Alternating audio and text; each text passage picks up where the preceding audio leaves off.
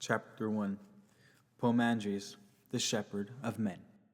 This is the most famous of the Hermetic documents, a revelation account describing a vision of the creation of the universe and the nature and fate of humanity. Authors from the Renaissance onward have been struck by the way in which its creation myth seems partly inspired by Genesis, partly reacting against it. The fall has here become the descent of the primal man through the spheres of the planets to the world of nature, a descent caused not by disobedience but by love, and done with the blessing of God.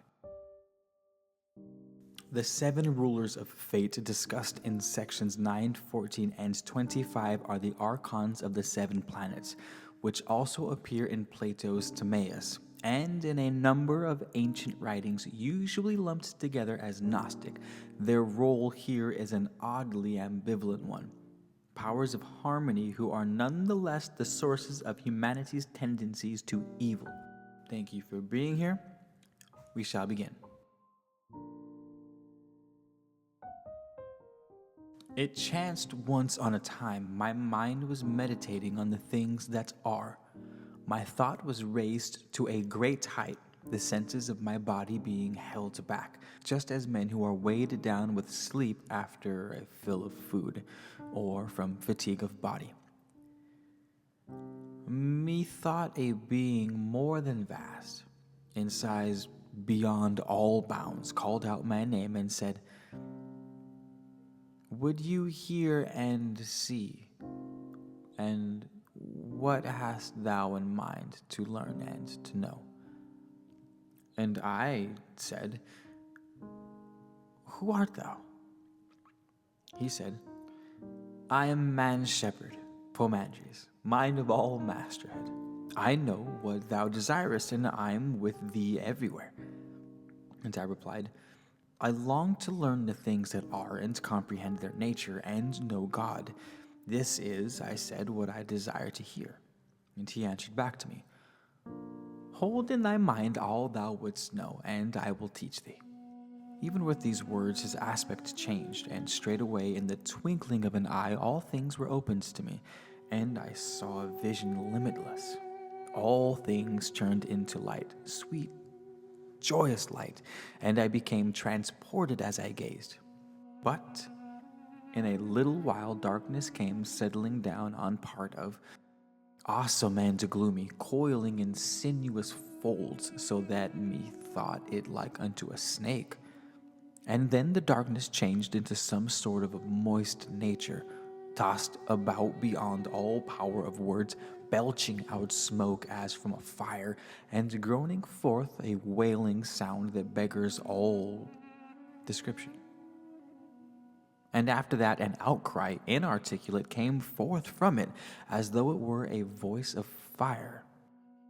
There, out of sight, a holy word descended on that nature, and upwards to the height from the moist nature leaped forth pure fire. Light was it, swift and active too.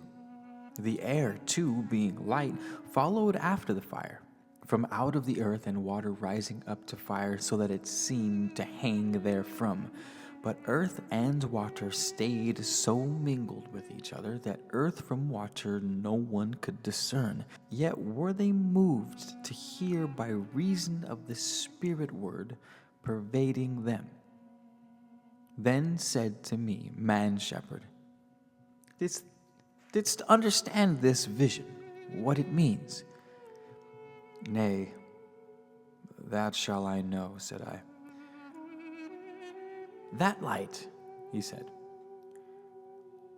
"am I thy God, mind prior to moist nature which appeared from darkness. The light word that appeared from mind is Son of God." "What then?" said I. "Know that what sees in thee and hears is the Lord's word, but mind is Father God. Not separate are they from one another, just in their union rather is it life consists." "Thanks be to thee," I said. "So understand the light," he answered, "and make friends with it." And speaking thus, he gazed for long into my eyes, so that I trembled to look at him. But when he raised his head, I see in mind the light. But now in powers no man could number, and cosmos grown beyond all bounds, and that the fire was compassed round about by a most mighty power, and now subdued had come unto a stand. And when I saw these things, I understood by reason of man's shepherd word. But as I was in great astonishment, he said to me again, Thou didst behold in mind the archetypal form whose being is before beginning and without end. Thus spake to me man-shepherd. And I say, Whence then have nature's elements their being? To this answer he gives, From will of God. Nature received the word, and gazing upon the cosmos, beautiful did it copy it, making herself into a sort of cosmos by means of her own elements and by the births of souls.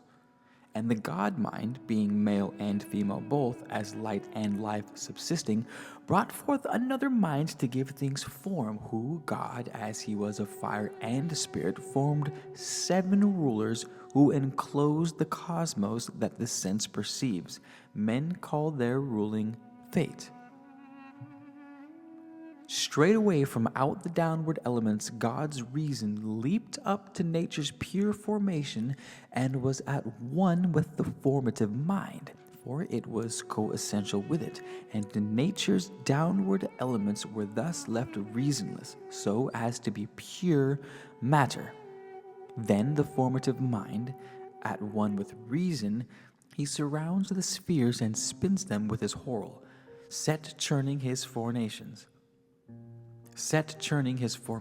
and let them churn from a beginning boundless unto an endless end, for that the circulation of these spheres begins where it doth end, as mind doth will.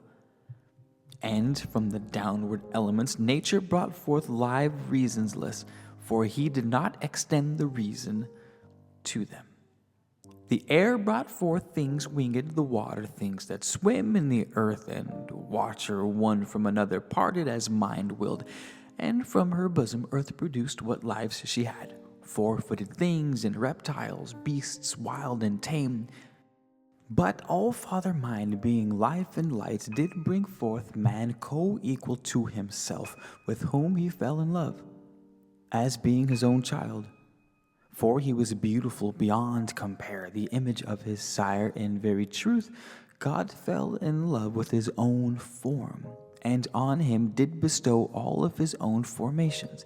And when he gazed upon what the informer had created in the Father, man too wished to inform, and so assent was given him by the Father, changing his state to the formative sphere, and that he was to have his whole authority, he gazed upon his brother's creatures.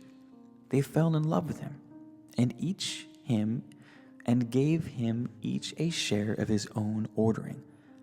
And after that he had well learned their essence, and had become a sharer in their nature, he had a mind to break right through the boundary of their spheres, and to subdue the might of that which pressed upon the fire.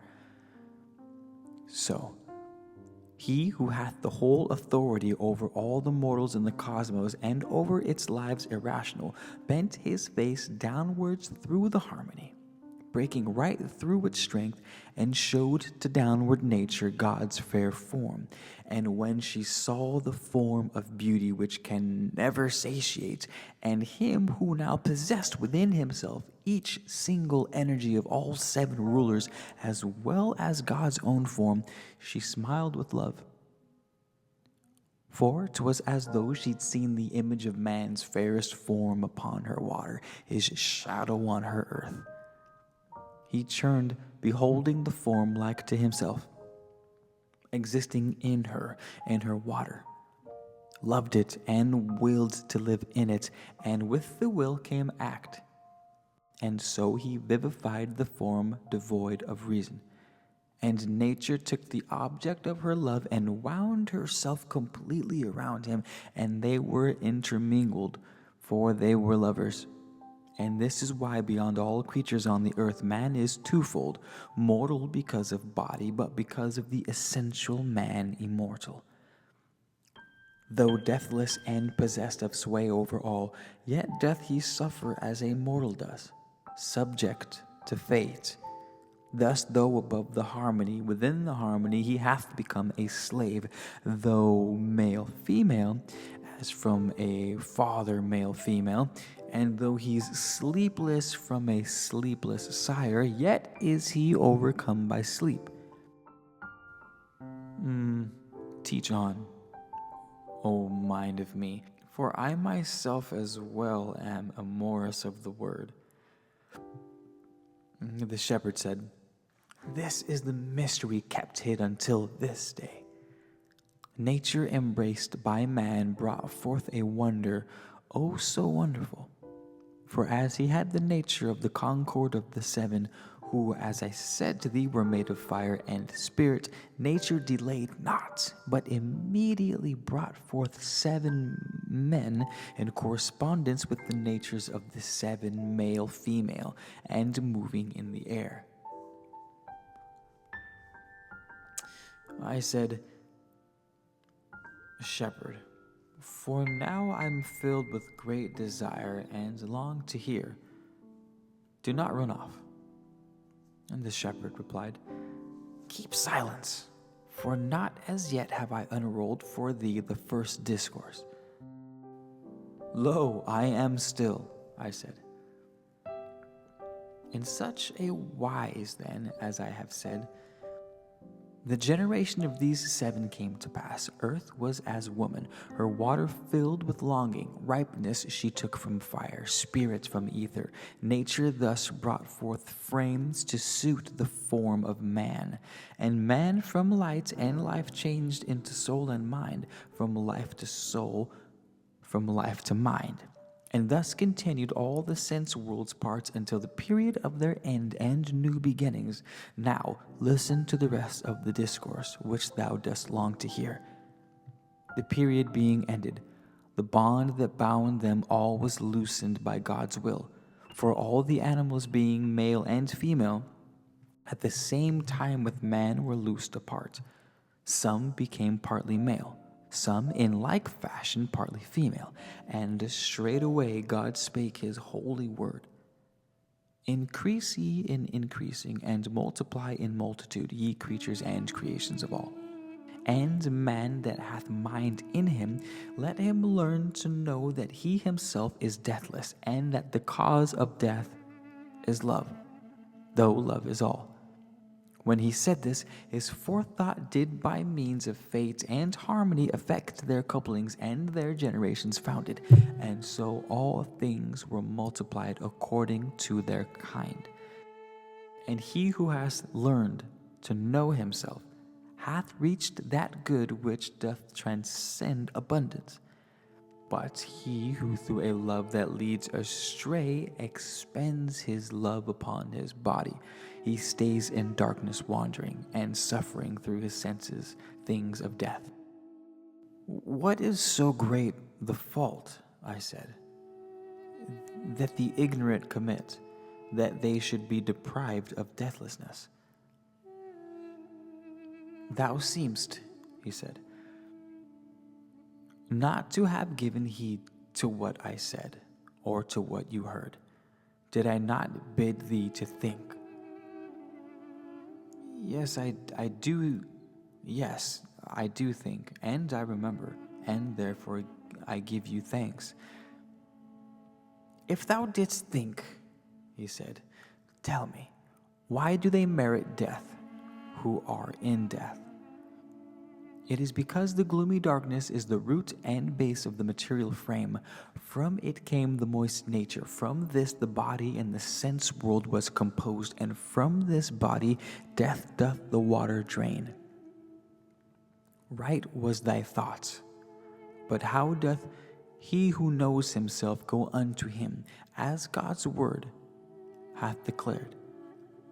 And I reply, The Father of the universals consists of light and life. From him man was born. Thou sayest well, speaking. Light and life is Father God, and from him man was born. If then thou learnest that thou art thyself of life and light, and that thou happenest to be out of them, thou shalt return again to life. Thus did man shepherd speak. But tell me further, mind of me, I cried. How shall I come to life again? For God does say, the man who has mind in him, let him learn to know that he himself is deathless. Have not all men mind? Thou sayest well, O thou thus speaking. I, mind myself, am present with holy and good men. I, mind myself, am present with holy men and good, the pure and merciful men who live piously. To such my presence doth become an aid, and straightway they gain gnosis of all things, and win the Father's love by their pure lives, and give him thanks, invoking on him blessings and chanting hymns, intent on him with ardent love. And ere they give up the body unto its proper death, they churn them with disgust from its sensations, from knowledge of what things they operate. Nay, it is I, the mind, that will not let the operations which befall the body work to their natural end. For being doorkeeper, I'll close up all the entrances, and cut the mental actions off which base and evil energies induce. But to the mindless ones, the wicked and depraved, the envious and covetous, and those who murder, do, and love in piety, I am far off, yielding my place to the avenging demon, who, sharpening the fire, tormenteth him, and addeth fire to fire upon him, and rusheth upon through his senses, thus rendering him readier for transgression of the law, so that he meets with greater torment. Nor does he ever cease to have desire for appetites inordinate, insatiately striving in the dark. Well, thou taught me all as I desired, O mind. And now, pray, tell me further of the nature of the way above, as now it is for me. And to this the shepherd said, when the material body is to be dissolved, first thou surrenderest the body by itself unto the work of change, and thus the form thou hast doth vanish, and thou surrenderest thy way of life, void of its energy, unto the demon. The body's senses next pass into their sources, becoming separate and resurrect as energies, and passion and desire withdraw unto that nature which is void of reason. And thus it is that man doth speed his way thereafter upwards through the harmony. To the first zone he gives the energy of growth and waning. Unto the second zone, device of evils, now de-energized. Unto the third, the guile of the desires, de-energized. Unto the fourth, his domineering arrogance, also degenerized. Unto the fifth, unholy daring and rashness of audacity, de-energized. Unto the sixth, striving for wealth by evil means, deprived of its aggrandizement. And to the seventh zone, ensnaring falsehood, also de-energized. And then, with all the energizings of the harmony script from him, clothed in his proper power, he cometh to that nature which belongs unto the eighth, and there with those that are hymneth to the Father. They who are welcome his coming there with joy, and he, made like to them that sojourn there, doth further hear the powers who are above the nature that belongs unto the eighth, singing their songs of praise to God in language of their own. And then they in a band go to the Father home. Of their own selves they make surrender of themselves to powers, and thus become powers they are in God. This the good end for those who have gained gnosis, to be made one with God. Why shouldst thou then delay? Must it not be, since thou hast all received, that thou shouldst to the worthy point the way, in order that through thee the race of mortal kind may be thy God be saved?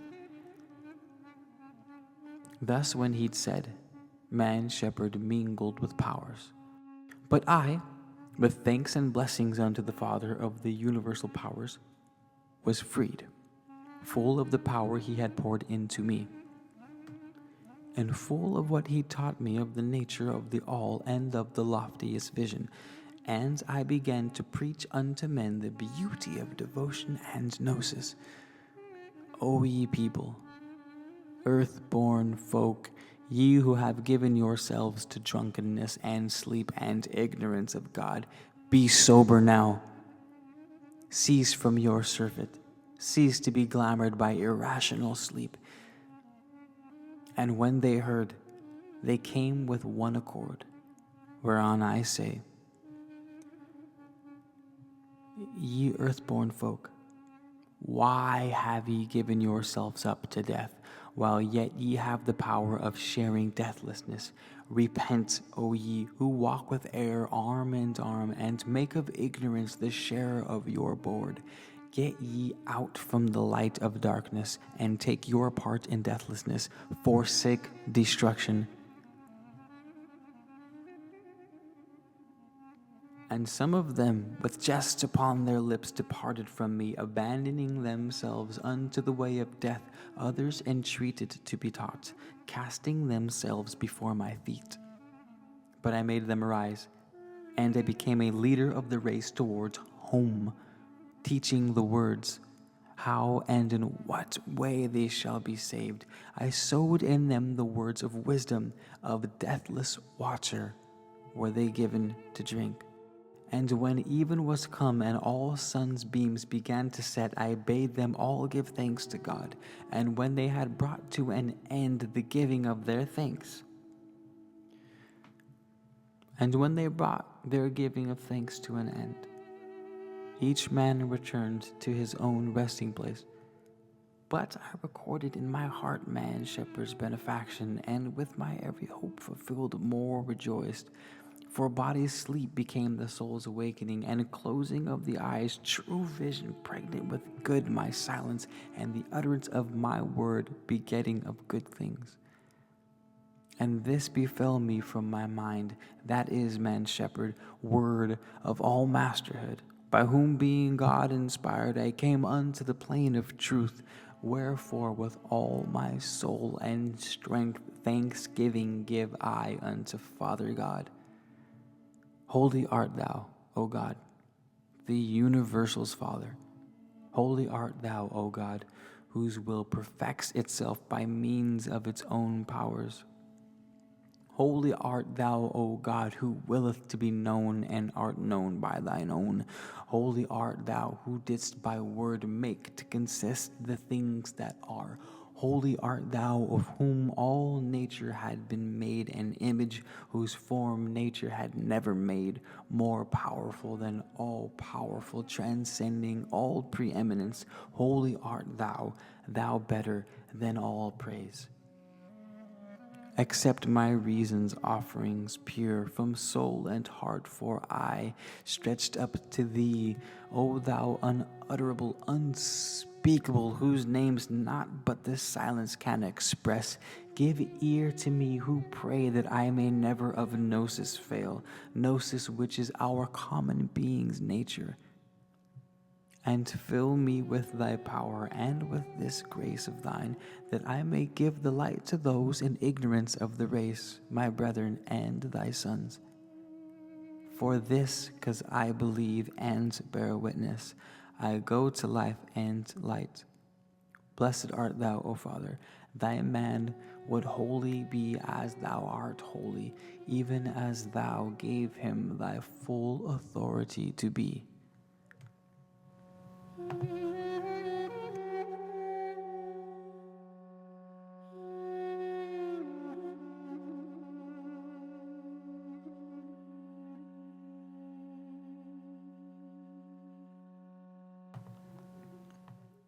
Chapter 2.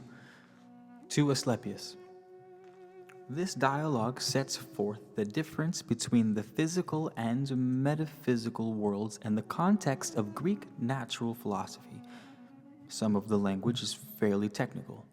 The errant spheres of section 6 and 7 are the celestial spheres carrying the planets, while the inerrant sphere is that of the fixed stars.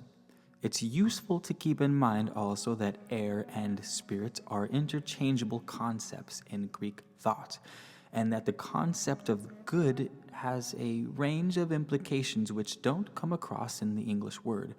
One is that the good of any being in Greek thought was also that being's necessary goal. The criticism of childlessness in section 17 should probably be read as a response to the Christian ideal of celibacy, which horrified many people in the ancient world. Hermes, all that is moved, Asclepius. Is it not moved in something and by something? Asclepius. Well, assuredly. And must not that in which it's moved be greater than the moved?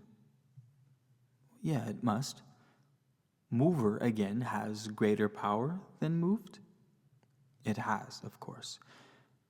The nature, furthermore, of that in which it's moved must be quite other from the nature of the moved.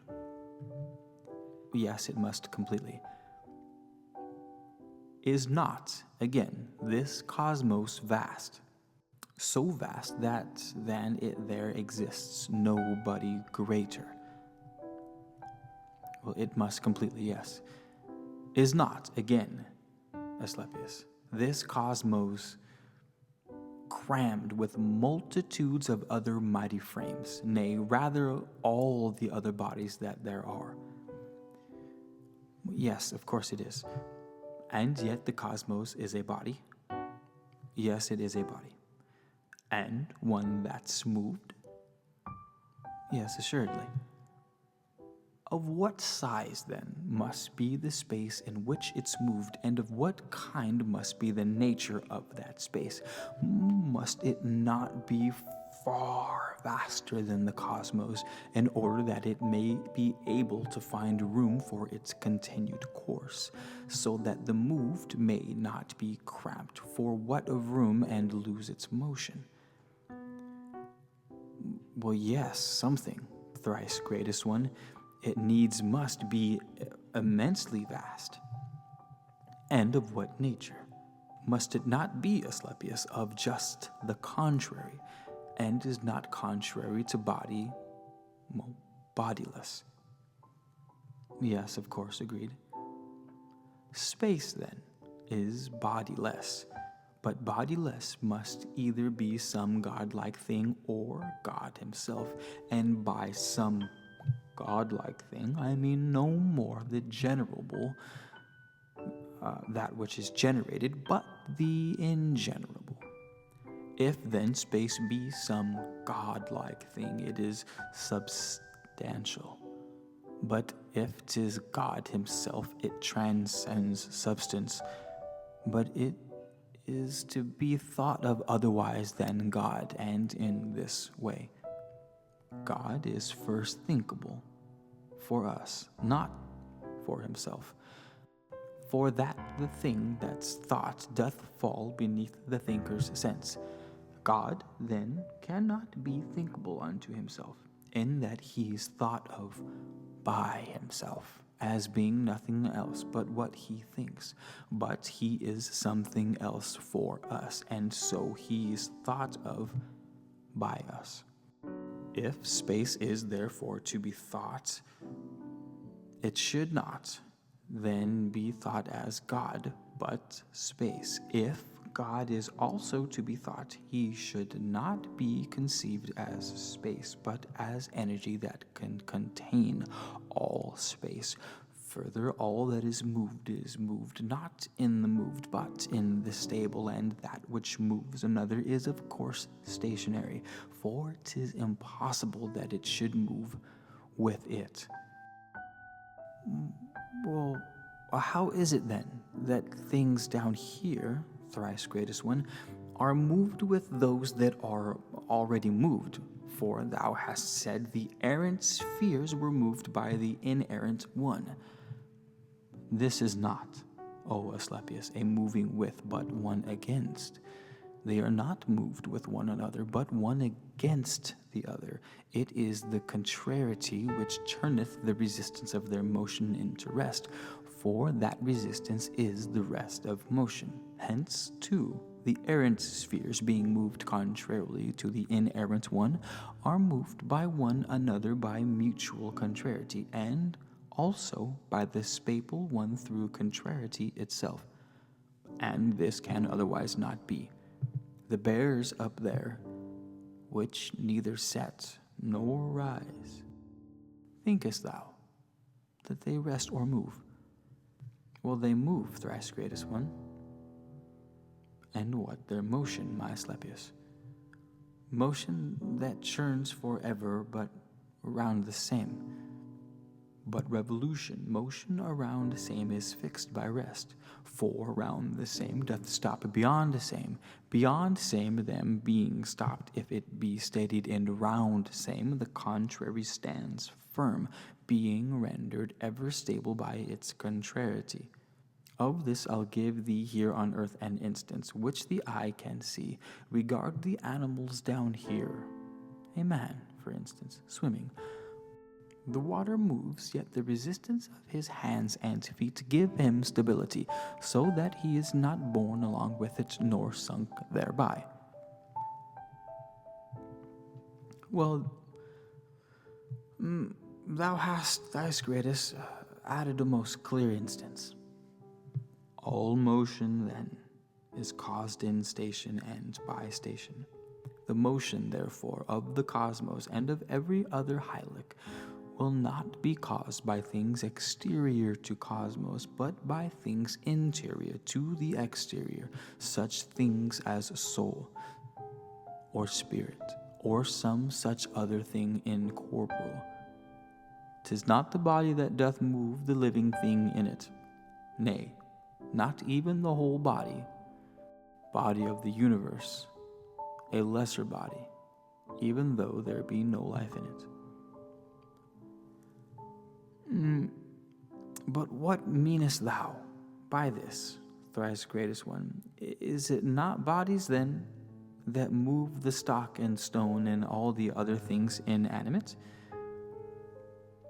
By no means, Asclepius. The something in the body, that which moves the thing inanimate, this surely is not a body, for it moves the two of them, both body of the lifter and the lifted, so that a thing that's lifeless will not move a lifeless thing. That which doth move another thing is animate, in that it is the mover. Thou seest, then, how heavy laden is the soul, for it alone doth lift two bodies. That things, moreover, moved are moved in something as well as moved by something is clear. Yes, O thrice greatest one. Things moved must needs be moved in something void. Thou sayest well, O my Asclepius, for naught of things that are is void. Alone the is not is void and stranger to substance. For that which is subsistent can never change to void. Well, are there then, O thrice greatest one, no such things as an empty cask, for instance, or an empty jar, a cup and vat, other things like unto them? Alack, Asclepius, for are thy wandering from the truth. Thinkest thou that things most full and most replete are void? How meanest thou?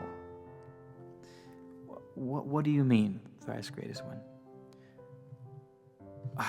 What do you mean, thrice greatest one?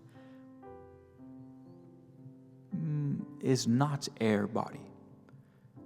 Yes, of course it is. And body not consist from blending of the four elements. Full then of air are all thou callest void, and if of air, then of the four. Further of this the converse follows, that all thou callest full are void of air, for that they have their space filled out with other bodies, and therefore are not able to receive the air therein. These then which thou dost say are void, they should be hollow named, not void. For they not only are, but they are full of air and spirit. Thy argument, O thrice-greatest one, is not to be gainsaid. Air is a body. Further, it is body which doth pervade all things, and so pervading them, you must be right. What are we then? To that space in which the all moves, the bodiless, Asclepius. Well then, what is bodiless? 'Tis mind and reason, whole out of whole, all self-embracing, free from all body, from all error free, unsensible to body and untouchable, self-stayed in self, containing all, preserving those that are, whose rays, to use a likeness, are good, truth, light beyond lights, the archetype of soul. Well, what then is God? Not any of these is he, for he it is that causeth them to be, both all and each and everything of all that are. Nay, not any of these is he, for he it is that causeth them to be, both all and each and everything of all that are. Nor hath he left a thing beside that is not, but they are all from things that are, and not from things. For that the things that are not have naturally no power of being anything, but naturally have the power of the inability to be. And conversely, the things that are have not the nature of sometime not being. What do you say ever then? What do you think God is? God, therefore, is not mind, but cause that the mind is. God is not spirit, but cause that spirit is. God is not light, but cause that light is. Hence one should honor God with these two names, the good and the Father, names which pertain to him alone and to no one else. For no one of the other so-called gods, no one of men or daimonies, can be in any measure good, but God alone, and he is good alone and nothing else. The rest of things are separable all from the good's nature, for all the rest are soul and body, which have no place that can contain the good. For that as mighty is the greatness of the good as is the rising, for that as many mighty is the greatness of the good as is the being of all things that are, both bodies and things bodiless, things sensible and intelligible. Call thou not, therefore, aught else good, for thou wouldst impious be, nor anything at any time call God but good alone, for so thou wouldst again be impious. Though then the good is spoken of by all, it is not understood by all what thing it is. Not only then is God not understood by all, but both unto the gods and some of the men they out of ignorance do give the name of God, though they can never either be or become, for they are very different from God, while good can never be distinguished from him, for that God is the same as good. The rest of the immortal ones are none the less honored with the name of God, and spoken of as gods. But God is good, not out of the courtesy, but out of nature. For that God's nature and the good is one. One is the kind of both, from which all other things proceed. The good is he who gives all things and not deceives. The good is he who gives all things and not receives. God then doth give all things and receive not. God then is good, and good is God. The other name of God is Father, again because he is that which maketh all. The part of the Father is to make. Wherefore child-making is a very great and most pious thing in life for them who think aright. And to leave on earth without a child a very great misfortune and impiety.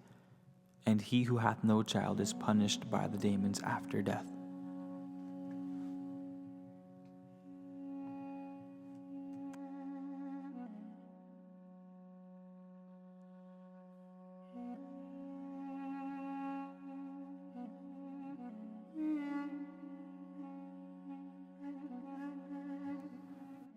The glory of all things is good, Godhead and godly nature. Source of the things that are is God, who is both mind and nature. Yes, matter, the wisdom that reveals all things. Source, too, is Godhead. Yes, nature, energy, necessity, and end, and making new again. Darkness that knew no bounds was in abyss, and water too, and subtle breath intelligent. These were by power of God in chaos.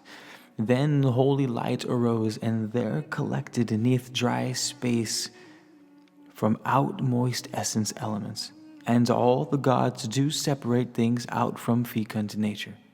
All things being undefined and yet unwrought, the light things were assigned unto the height. The heavy ones had their foundations laid down underneath the moist part of trispace. The universal things, they bounded off by fire and hanged in breath to keep them up. And heaven was seen in 7 circles.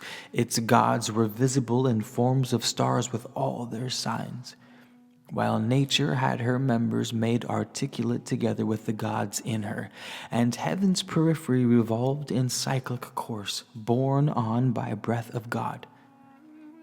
And every god by his own proper power brought forth what was appointed him.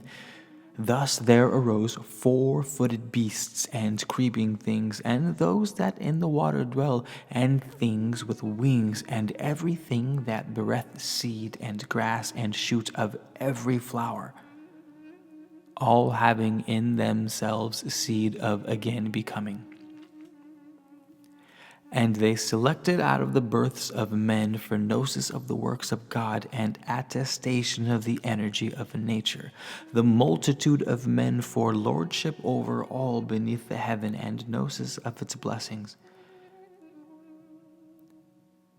that they might increase in increasing and multiply in multitude, and every soul enfleshed by revolution of the cyclic gods, for observation of the marvels of heaven and God's revolution, and of the works of God and energy of nature, for tokens of its blessings, for gnosis of the power of God, that they might know the fates that follow good and evil, and learn the cunning work of all good arts. Thus there begins their living and their growing wise, according to the fate appointed by the revolution of the cyclic gods, and their deceasing for this end. And there shall be memorials mighty, of their handiworks upon the earth, leaving dim trace behind when cycles are renewed.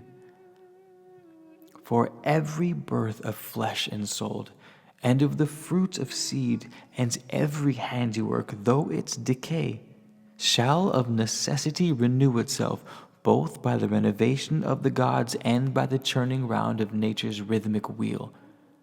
For that whereas the Godhead is nature's ever making new again the cosmic mixture, nature herself is also co-established in that Godhead.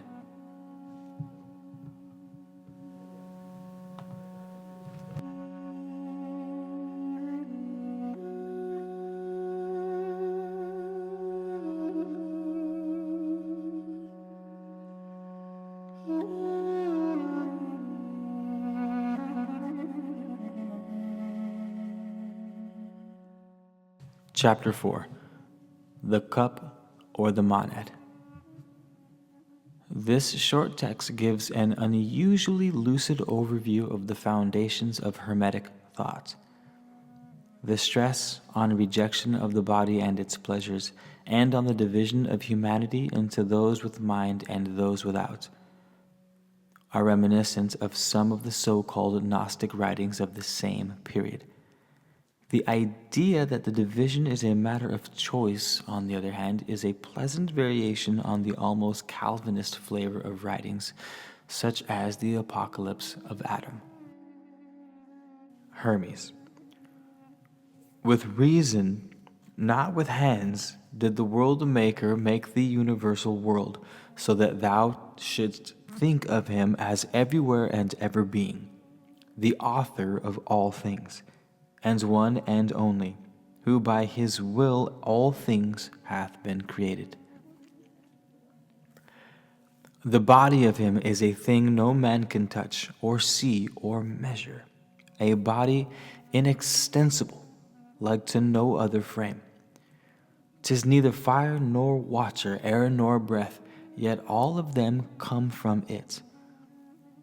Now being good-willed, he too consecrate this body to himself alone, and sets its earth in order and adorn it.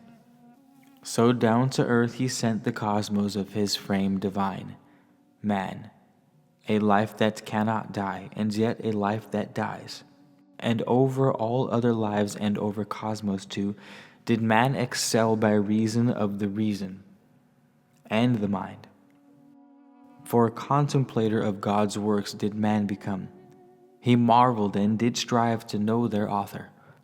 Reason indeed, O Tat, among all men hath he distributed, but mind not yet, not that he grudgeth any, for grudging cometh not from him, but has its place below, within the souls of men who have no mind. Tat. Why then did God, O Father, not on all bestow a share of mind? He willed, my son, to have it set up in the midst for souls, just as it were a prize. And where hath he set it up? He filled a mighty cup with it, and sent it down, joining a herald to it, to whom he gave commands to make this proclamation to the hearts of men. Baptize thyself with this cup's baptism. What heart can do so? Thou that hast faith, thou canst ascend to him that hath sent down the cup. Thou that dost know for what thou'st come into being. As many then as understood the herald's tidings, and doused themselves in mind, became partakers in the gnosis. And when they had received the mind, they were made perfect men. But they who do not understand the tidings, these, since they possess the aid of reason and not mind, are ignorant wherefore they have come into being and whereby. The senses of such men are like irrational creatures, and as their whole makeup is in their feelings and their impulses, they fail in all appreciation of those things which really are worth contemplation. These center all their thought upon the pleasures of the body and its appetites, and the belief that for its sake man hath come into being. But they who have received some portion of God's gift, these, Tat, if we judge by their deeds, have from death's bond won their release. For they embrace in their own mind all things, things on the earth, things in the heaven, and things above the heaven. And having raised themselves so far, they sight the good, and having sighted it, they look upon their sojourn here as a mischance, and in disdain of all, both things in body and the bodiless. They speed their way unto that one and only one. This is, O Tat, the gnosis of the mind, vision of things divine.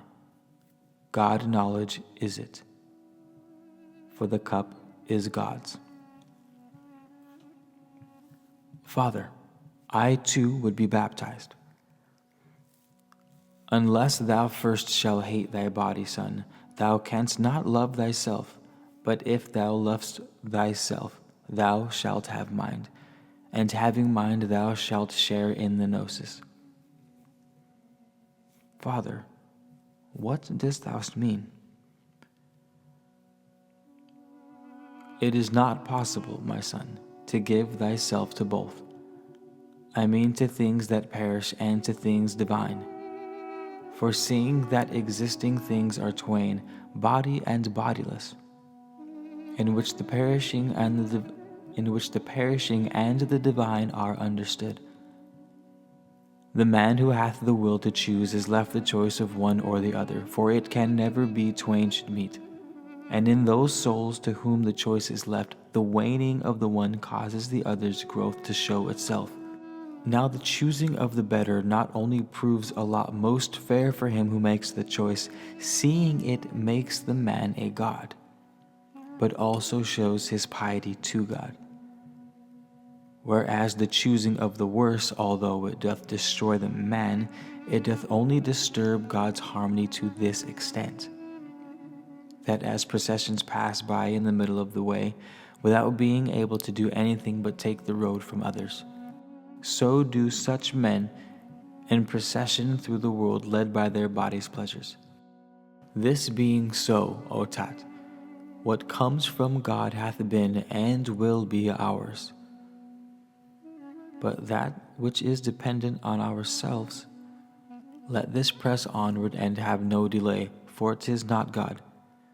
'Tis we who are the cause of evil things, preferring them to good. Thou seest, son, how many are the bodies through which we have to pass. Thou seest, son, how many are the bodies through which we have to pass. How many are the choirs of daemons, how vast the system of the star courses, to hasten to the one and only God. For to the good there is no other shore, it hath no bounds, it is without an end, and for itself it is without beginning too, though unto us it seemeth to have one. The Gnosis. Therefore to it Gnosis is no beginning, rather is it to us the first beginning of its being known. Let us lay hold, therefore, of the beginning, and quickly speed through all we have to pass. 'Tis very hard. 'Tis very hard to leave the things we have grown used to, which meet our gaze on every side, and turn ourselves back to the old paths. Appearances delight us, whereas things which appear not make their believing hard. And now evils are the more apparent things, whereas the good can never show itself unto the eyes, for it hath neither form nor figure. Therefore the good is like itself alone, and unlike all things else, or 'tis impossible that that which hath no body should make itself apparent to a body. The like's superiority to the unlike, and the unlike's inferiority unto the like, consists in this: the oneness being source and root of all, is in all things as root and source. Without this source is naught, whereas the source itself is from naught but itself, since it is source of all the rest. It is itself its source, since it may have no other. The oneness then being source, containeth every number, but is contained by none. Engineereth every number, but is engineered by no one. Now all that is engendered is imperfect, it is divisible, to increase subject and to decrease, but with the perfect one none of these things doth hold. Now that which is increasable increases from the oneness, but succumbs through its own feebleness when it can no longer contain the one. And now, God's image hath been sketched for thee, as far as it can be. And if thou wilt attentively dwell on it and observe it with thine heart's eyes, believe me, thou shalt find the path that leads above. Nay, that image shall become thy guide itself, because the sight hath this peculiar charm. It holds fast and draws unto those who succeed in opening their eyes, just as they say, the magnet draws iron.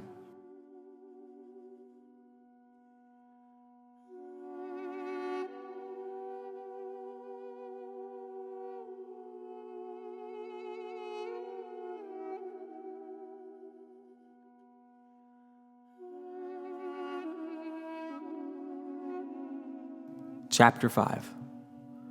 Though unmanifest, God is most manifest. This sermon is a fairly straightforward Hermetic version of the argument by design, a standard approach since ancient times to a proof of the existence of God. Typically, for a Hermetic tractate, its choice of evidence includes a paean on the beauty and perfection of the human form. We begin. I will recount to thee this sermon too, O Tat, that thou mayest cease to be without the mysteries of the God beyond all name. And mark thou well how that which to the many seems unmanifest will grow most manifest for thee. Now were it manifest, it would not be. For all that is made by manifest is subject to becoming, for it hath been made manifest. But the unmanifest forever is, for it doth not desire to be made manifest. Ever it is, and maketh manifest all things. But being himself unmanifest, as ever being and ever making manifest, himself is not made manifest. God is not made by himself by thinking manifest, i.e. thinking into existence. He thinketh all things manifest. Now thinking manifest deals with things made alone, for thinking manifest is nothing else than making. He then alone who is not made, 'tis clear, is both beyond all power of thinking manifest and is unmanifest. And as he thinketh all things manifest, he manifests through all things and in all, and most of all in whatsoever things he wills to manifest. Shit's so like it makes sense, but it doesn't. Do thou then, Tat, my son, pray first unto our Lord and Father, the one and only one, from whom the one doth come, to show his mercy unto thee, in order that thou mayest have the power to catch a thought of this so mighty God, one single beam of him to shine into thy thinking, for thought alone sees the unmanifest, in that it is itself unmanifest. If then thou hast the power, he will manifest to thy mind's eyes. The Lord begrudgeth not himself to anything, but manifests himself through the whole world. Thou hast the power of taking thought, of seeing it and grasping it in thy own hands, and gazing face to face upon God's image. But if what is within thee even is unmanifest to thee, how then shall he himself who is within thyself be manifest for thee by means of outer eyes? But if thou wouldst see him, bethink thee of the sun, bethink thee of moon's course, bethink thee of the order of the stars. Who is the one who watcheth over that order? For every order hath its boundaries, and marked out by place and number. The sun's the greatest god of gods in heaven, to whom all the heavenly gods give place as unto king and master, and he, this so great one, he greater than the earth and sea, endures to have above him circling smaller stars than him, out of respect to whom, or out of fear of whom, my son, doth he do this?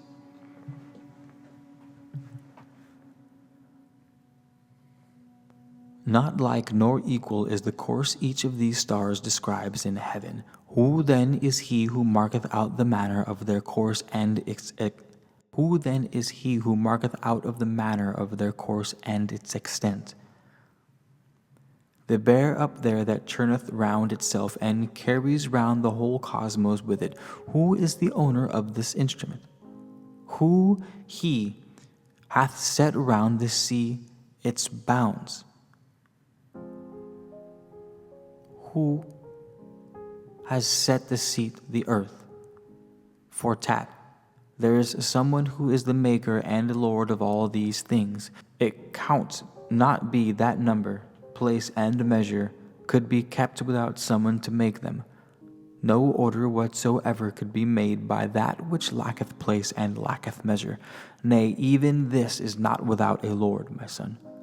For if the orderless lacks something, and that it is not lord of order's path, it also is beneath a lord, the one who hath not yet ordained it order.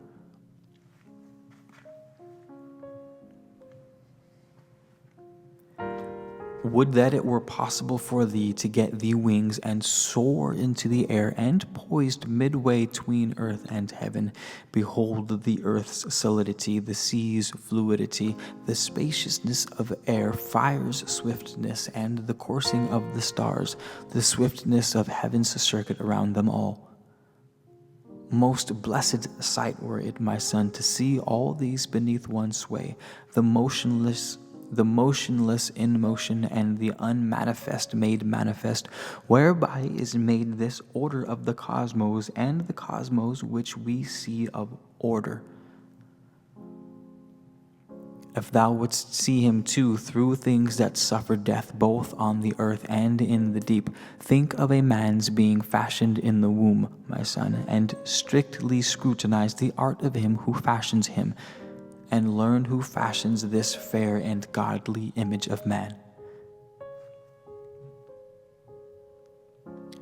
Who then is he who traceth out of the circles of the eyes? Who is it who boreth out the nostrils and the ears? Who that opens the portals of the mouth? Who stretches out and ties the nerves? Who channels out the veins, hardens the bones, covers the flesh with skin? Who separates the fingers and the joints? Who widens out a treading for the feet? Who diggeth out the ducts? Who spreadeth out the spleen? Who shapeth the heart to a pyramid? Who settles ribs? Who wideneth the liver? Who maketh lungs like a sponge? Who maketh belly stretch so much? Who makes prominent the parts most honorable, so that they may be seen while hiding out of sight those of least honor? Behold, how many arts employed on one material, how many labors on one single sketch, and all exceeding fair and all in perfect measure, yet all diversified. Who made them all? What mother or what sire, save God alone, unmanifest made, hath made all things by his will? And no one saint, a statue, or a picture comes to be without a sculpture or without a painter. Doth then such workmanship as this exist without a worker? What depth of blindness, what deep impiety, what depth of ignorance!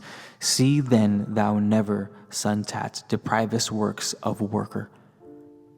Rather he greater than all names, so great is he, the father of them all, for verily he is the only one, and this is his work, to be a father.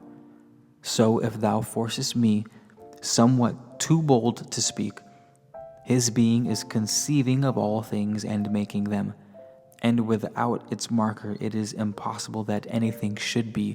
So ever he is not, unless he ever makes all things in heaven, in air, in earth, in deep, and all of cosmos, and every part that is and that is not of everything. For there is not in all the world that is he not. He is himself, both things that are and things that are not.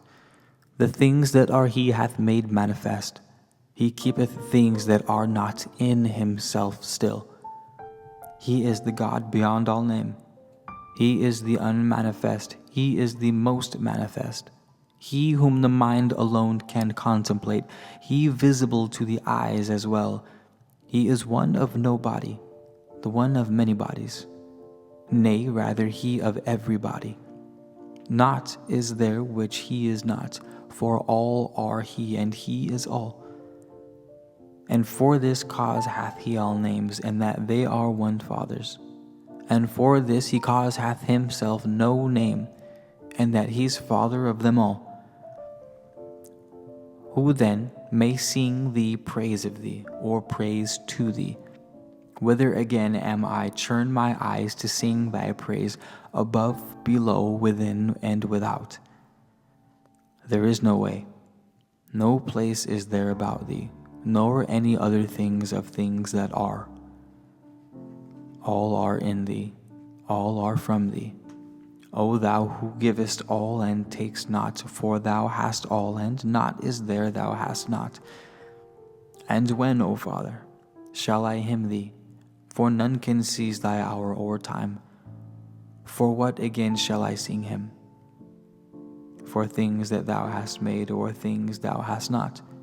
For things thou hast made manifest, or things that you have concealed. How further shall I hymn to you? As being of myself, as having something of mine own, as being other. For that thou art whatever I may be, you are whatever I may do, you are whatever I may speak. For you are all, and there is nothing else which you are not.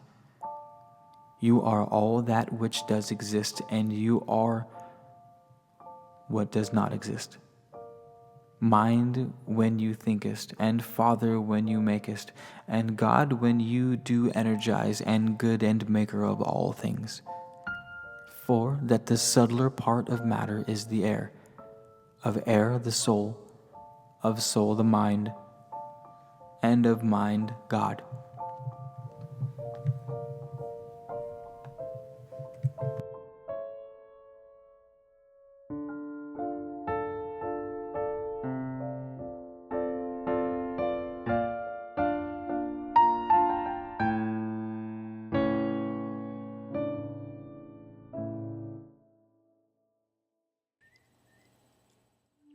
Chapter 6. In God alone is good, and elsewhere nowhere. This sermon on the nature of the good, like to Asclepius in Chapter 2, relies heavily on the technical language of classical Greek philosophy, a point which some of Mead's translations tend to obscure. The good in Greek thought is also the self-caused and self-sufficient, and thus has little in common with later conceptions of goodness, just as the Latin word virtus and the modern Christian concept of virtue are very nearly opposites despite their etymological connection. The word passion here also needs to be understood in its older sense, as the opposite of action, similar to the differences between active and passive. The negative attitude toward humanity and the cosmos which appear in this text contrasts sharply with the more positive assessment found, for example, in Poimandres in Chapter 1, a reminder that these documents are relics of a diverse and not necessarily consistent school of thought. We begin. Good, O Asclepius, is in none else save in God. Nay, rather good is God himself, eternally. If it be so, good must be essence. From every kind of motion, and becoming free, thought not is free from it. Possessed of stable energy around itself, never too little nor too much, an ever full supply. Though one, yet it is. Though one, yet it is source of all. For what supplieth all is good. When I, moreover, say, supplieth altogether all, it is forever good. But this belongs to no one else save God alone. For he stands not in need of anything, so that desiring it he should be bad, nor can a single thing of things that are to be lost. on losing which he should be pained, for pain is part of bad. Nor is there aught superior to him, that he should be subdued by it, nor any peer to him to do him wrong, or so that he should fall in love on its account, nor aught that gives no ear to him, whereas he should grow angry, nor wiser aught for him to envy. Now as all these are non-existent in his being, what is there left but good alone? For just as naught of bad is to be found in such transcendent being, so too in no one of the rest will be good found. For in them are all of the other things, those things which are not good, both in the little and the great, both in each severally, and in this living one that's greater than them all, and the mightiest of them, the cosmos. For things subject to birth abound in passions, birth in itself being passable. But where there's passion, nowhere is there good, and where is good, nowhere a single passion. For where is day, nowhere is night, and where is night, day is nowhere. Wherefore in Genesis the good can never be found, but only to be in the ingenerate. But seeing that the sharing in all things hath been bestowed on matter, so doth it share in good. In this way is the cosmos good, that in so far as it doth make all things, as far as it making goes it's good. But in all things it is not good, for it's both passible and subject unto motion, and maker of things passible. Whereas in man by greater or less of bad is good determined. For what is it not too bad down here is good, and good down here is the least part of bad. It cannot, therefore, be that good down here should be quite clean of bad, for down here good is fouled with bad, and being fouled, it stays no longer good, and staying not, it changes into bad. In God alone, therefore, is good, or rather good is God himself. So then, Asclepius, the name alone of good is found in men, the thing itself nowhere in them, for this can never be, for no material body doth contain it, a thing bound on all sides by bad, by labors, pains, desires, and passions, by error, and by foolish thoughts. And the greatest ill of all, Asclepius, is that each of these things that have been said above is thought down here to be the greatest good. And what is still an even greater ill is belly lust, the error that doth lead the band of all the other ills, the thing that makes us turn down here from God. And I, for my part, give thanks to God, that he hath cast it into my mind about the gnosis of the good, that it can never be, it should be in the world, for that the world is fullness of the bad, but God of good, and good of God. The excellencies of the beautiful are round the very essence of the good. Nay, they do seem too pure, too unalloyed, perchance 'tis they that are themselves its essences. For one may dare say, Asclepius, if essence soothe, he have God's essence is the beautiful. The beautiful is further also good. There is no good that can be got from objects in the world, for all the things that fall beneath the eye are image things and pictures as it were, while those that do not meet the eye, those are the realities, especially the essence of the beautiful and good. Just as the eye cannot see God, so can it not behold the beautiful and good, for that they are integral parts of God, wedded to him alone, inseparate familiars, most beloved, with whom God is himself in love, or they with God.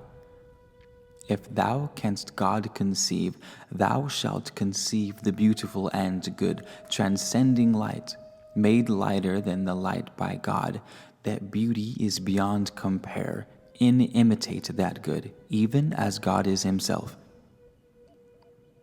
As then thou dost conceive of God. Conceive the beautiful and good, for they cannot be joined with aught of other things that live, since they can never be divorced from God. Seekest thou for God? Thou seekest for the beautiful. One is the path that leadeth unto it, devotion joined with gnosis.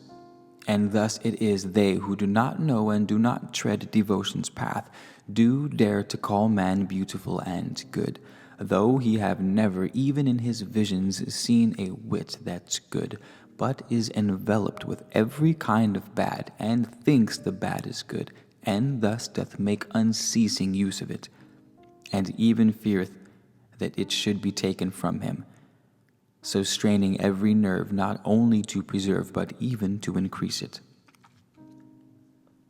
Such are the things that men call good and beautiful, Asclepius, things that we cannot flee or hate. For hardest thing of all is that we've need of them. For hardest thing of all is that we've need of them and cannot live without them.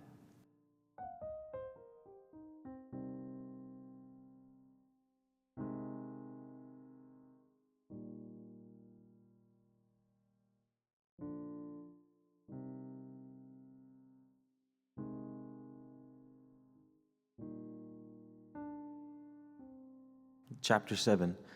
The greatest ill among men is ignorance of God. A good, solid diatribe in colorful language. One easily imagines it being delivered at the Hermetic equivalent of a tent revival meeting. And we begin. Whither ye stumble, ye sots, who have stopped up the wine of ignorance, and can so far not carry it that ye already even spew it forth. Stay, be sober, gaze upwards with the true eyes of the heart, and if ye cannot all, yet ye at least who can. For that the ill of ignorance doth pour over all the earth, and overwhelm the soul that's battened down within the body, preventing it from fetching port within salvation's harbor. Be ye then not carried off by the fierce flood, but causing the shore currents. Ye who can make for salvation's port, and harboring there seek ye for one to take you by the hand, and lead you unto Gnosis' gate, where shines clear light of every darkness clean, where not a single soul is drunk, but sober all they gaze with their hearts' eyes on him who willeth to be seen. No ear can hear him, nor can eye see him, nor tongue speak of him, but only mind and heart. But first thou must tear off from thee the cloak which thou dost wear, the web of ignorance, the ground of bad, corruption's chain, the carapace of darkness, the living death, sensation's corpse, the tomb thou carriest with thee, the robber in thy house, who through the things he loveth hateth thee, and through the things he hateth bears thee malice.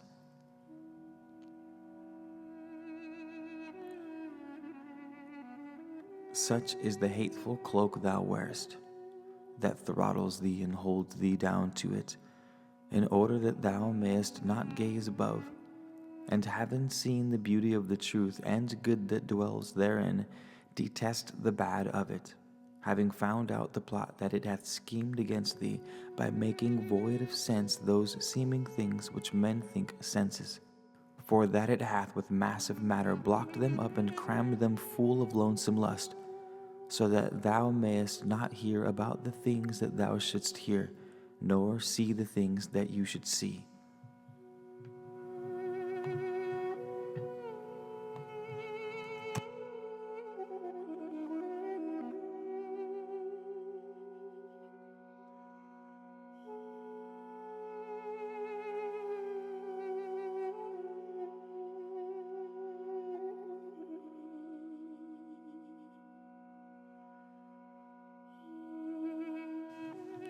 Chapter 8. That no one of existing things doth perish, but men in error speak of their changes as destructions and deaths. The idea of cyclic change central to Chapter 3, the Sacred Sermon, also takes center stage here. A current of ancient speculation grounded in astrology held that as the planets returned after vast cycles of time to the same positions, so all events on Earth would repeat themselves precisely into eternity into the future, and had done so from eternity in the past. The technical term for this reoccurrence, apokatastasis, is the word Mead translates as restoration in the beginning of Section 4. Mead footnotes this tractate as obscure and faulty in places, and his translation of the beginning of Section 3 is conjectural. Concerning soul and body, son, we now must speak. In what way soul is deathless, and whence comes the activity in composing and dissolving body? For there's no death for aught of things that are. The thought this word conveys is either void of fact or simply by the knocking off a syllable what is called death. For death is of destruction, and nothing in the cosmos is destroyed. For if cosmos is second God, a life or living creature that cannot die, it cannot be that any part of this immortal life should die. All things in cosmos are parts of cosmos, and most of all is man, the rational animal. For truly, first of all, eternal and transcending birth is God, the universal's maker. Second is he after his image. Cosmos brought into being like him, by him, sustained and fed by him, made deathless, as by his own sire, living for aye as ever free from death. For that which ever liveth differs from the eternal, for he hath not been brought to being by another, and even if he have been brought to being, he hath not been brought to being by himself, but ever is brought into being. For the eternal, and that it is eternal, is the all. The Father is himself eternal of himself, but cosmos hath become eternal and immortal by the Father, and of the matter stored beneath, as in beneath the cosmos, the Father made of it a universal body, and packing it together made it spherical, wrapping it round the life, a sphere which is immortal in itself, and that doth make materiality eternal. But he, the Father, fulfilled with his ideas, did sow the lives into the sphere, and shut them in as a cave, willing to order forth the life with every kind of living. So he with deathlessness enclosed the universal body, that matter might not wish to separate itself from body's composition, and so dissolve into its own original unorder. For matter, son, when it was yet incorporate, not yet formed into bodies, was in unorder, and it doth still retain down here this nature or unorder, enveloping the rest of the small lives, including the small creatures that increase and decrease, which men call death. It is round earthly lives that this unorder doth exist, for that the bodies of the heavenly ones preserve one order allotted to them by the Father as their rule, and it is by the restoration of each one of them this order is preserved indissolute. The restoration of bodies on the earth is thus their composition, whereas their dissolution restores them to those bodies which can never be dissolved, that is to say, which know no death. Privation, thus, of sense is brought about, not loss of bodies. Now the third life, man, after the image of the cosmos, made and having mind, after the Father's will, beyond all earthly lives, not only doth have feeling with the second God, which is the cosmos, but also hath conception of the first. For of the one 'tis sensible as of a body, while the other it conceives as bodiless and the good mind. Tat replies, Doth then this life not perish? This life we live, does it not end? Hush, son, and understand what God, what cosmos is, what is a life that cannot die, and what a life subject to dissolution. Yes, understand the cosmos is by God and in God, but man by cosmos and in cosmos. The source and limit and the constitutions of all things is God.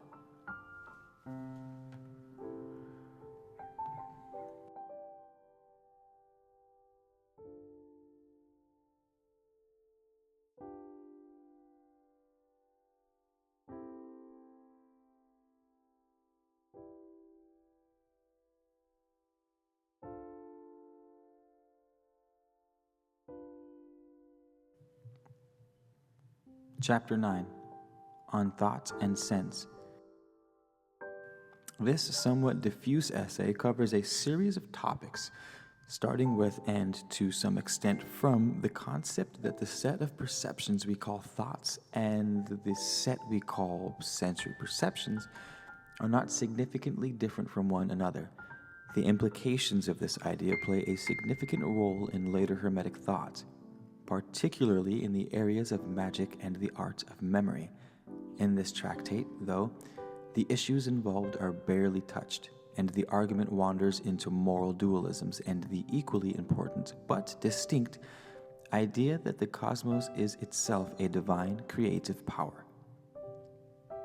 Section 10, in which understanding is held up as the source and precondition of belief, should probably be seen as part of the same ancient debate on the roles of faith and reason that gave rise to Tertullian's famous Credo qua absurdum, which means I believe because it is absurd. So we begin. I gave the perfect sermon yesterday, Asclepius. Today I think it right, as sequel thereunto, to go through point by point the sermon about sense. Now sense and thought do seem to differ, in that the former has to do with matter, the latter has to do with substance. But unto me both seem to be at one and not to differ. In men, I mean, and other lives or living creatures, sense is at one end with nature, but in men, thought. Now mind doth differ just as much from thought as God doth from divinity. For that divinity by God doth come to be, and by mind thought the sister of the word and instruments of one another. For neither doth the word find utterance without thought, nor is thought manifest without word. So sense and thought both flow together into man as though they were entwined with one another, for neither without sensing can one think, nor without thinking can one sense. But it is possible, they say, to think a thing apart from sense, as those who fancy sights in dreams. But unto me it seems that both of these activities occur in dream sight, and sense doth pass out of the sleeping to the waking state. For man is separated into soul and body, and only when the two sides of his sense agree together does utterance of its thought conceived by man take place. For it is mind that conceives all thoughts, good thoughts when it receives the seeds from God, their contrary when it receives them from the daimonials. No part of cosmos being free of daemon, who stealthily creeps into the demons who illumine by God's light, as in the human soul, and sow in him the seed of its own energy. And mind conceives the seed thus sown: adultery, murder, parricide, and sacrilege, impiety, and strangling, casting down precipices, and all such other deeds are as the work of evil demons. The seeds of God, 'tis true, are few, but vast and fair and good, virtue and self-control, devotion. Devotion is God gnosis, and he who knoweth God, being filled with all good things, thinks godly thoughts and not thoughts like the many. For this cause they who gnostic are, please not the many, nor the many them. They are thoughts mad. They are thought mad and laughed at. They are hated and despised, and sometimes even put to death. For we did say that bad must needs dwell on earth, where 'tis in its own place. Its place is earth, and not the cosmos, as some will sometimes say with impious tongue. But he who is devotee of God will bear with all. Once he has sensed the gnosis, for such and one all things, even though they be for others bad, are for him good. Deliberately he does refer them all unto the gnosis, and things most marvelous. 'Tis he alone who maketh bad things good. But I return once more to the discourse on sense, that sense does share with thought in man, does constitute him man. But 'tis not every man, as I have said, who benefits by thought, for this man is material, that other one substantial. For the material man, as I have said, consorting with the bad, does have his seed of thought from demons, while the substantial man consorting with good are saved by God. Now God is maker of all things, and in his making he maketh all at last like to himself. But they, while their becoming good by exercise of their activity, are unproductive things. It is the working of the cosmic course that makes their becoming what they are, befouling some of them with bad, and others of them making clean with good. For cosmos too, Asclepius, possesseth sense and thought peculiar to itself, not like that of man. 'Tis not so manifold, but as it were a better and a simpler one. The single sense and thought of cosmos is to make all things and make them back into itself again, as organ of the will of God, so energized that it, receiving all the seeds into itself from God, and keeping them within itself, may make all manifest, and then dissolving them, make them all new again, and thus, like a good gardener of life, things that have been dissolved it takes to itself, and gives them renewal once again. There is no thing to which it gives not life, but takes all unto itself and makes them living, and it is at same time the place of life and its creator. Now bodies of matter are in diversity, are made in diversity. Some are of earth, other water, some are of air, and some of fire. But they are all composed. Some are more composite and some are simpler. The heavier ones are more composed, the lighter less so. It is the speed of cosmos course that works the manifoldness of the kinds of births. For being a most swift breath, it does bestow their qualities on bodies together with the one pleroma, that of life. God, then, is sire of cosmos, cosmos of all in cosmos, and cosmos is God's son, but things in cosmos are by cosmos. And properly hath it been called cosmos order, for that it orders all with their diversity of birth, with its not leaving aught without its life, with the unweariedness of its activity, the speed of its necessity, the composition of its elements, and order of its creatures. The same, then, necessity and propriety should have the name of order. The sense and thought, then, of all lives does come unto them from without, inbreathed by what contains them all, whereas cosmos receives them once for all together with its coming into being, and keeps them as a gift from God. But God is not, as some suppose, beyond the reach of sense and thought. It is through superstition men thus impiously speak. For all the things that are, Asclepius, are all in God, are brought by God to be, and do depend on him. Both things that act through bodies, and things that through soul substance make, and things that make things live by means of spirit, and things that take unto themselves the things that are worn out. And rightly so. No, I would rather say, he doth not have things, but I speak forth the truth. He is them all himself. He does not get them from without, but gives them out from him. This is God's sense and thought, ever to move all things, and never time shall be whenever a whit of things that are shall cease. And when I say a whit of things that are, I mean a whit of God. For things that are, God hath, nor aught is there without him, nor is he without aught. These things should seem to thee, Asclepius, if thou do understand them, true. But if you do not understand, things not to be believed. To understand is to believe. To not believe is not to understand. My word does go before thee to the truth. But mighty is the mind, and when it hath been led by word up to a certain point, it hath the power to come back before thee to truth. And having thought over all these things, and found them consonant with those which have already been translated by reason, it has even now showed, believed, and found its rest in that fair faith.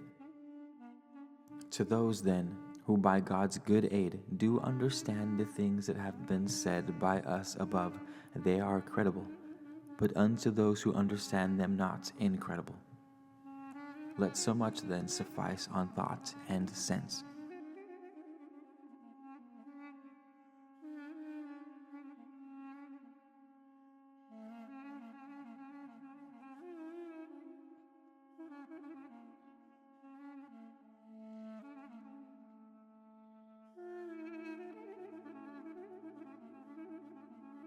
Chapter 10.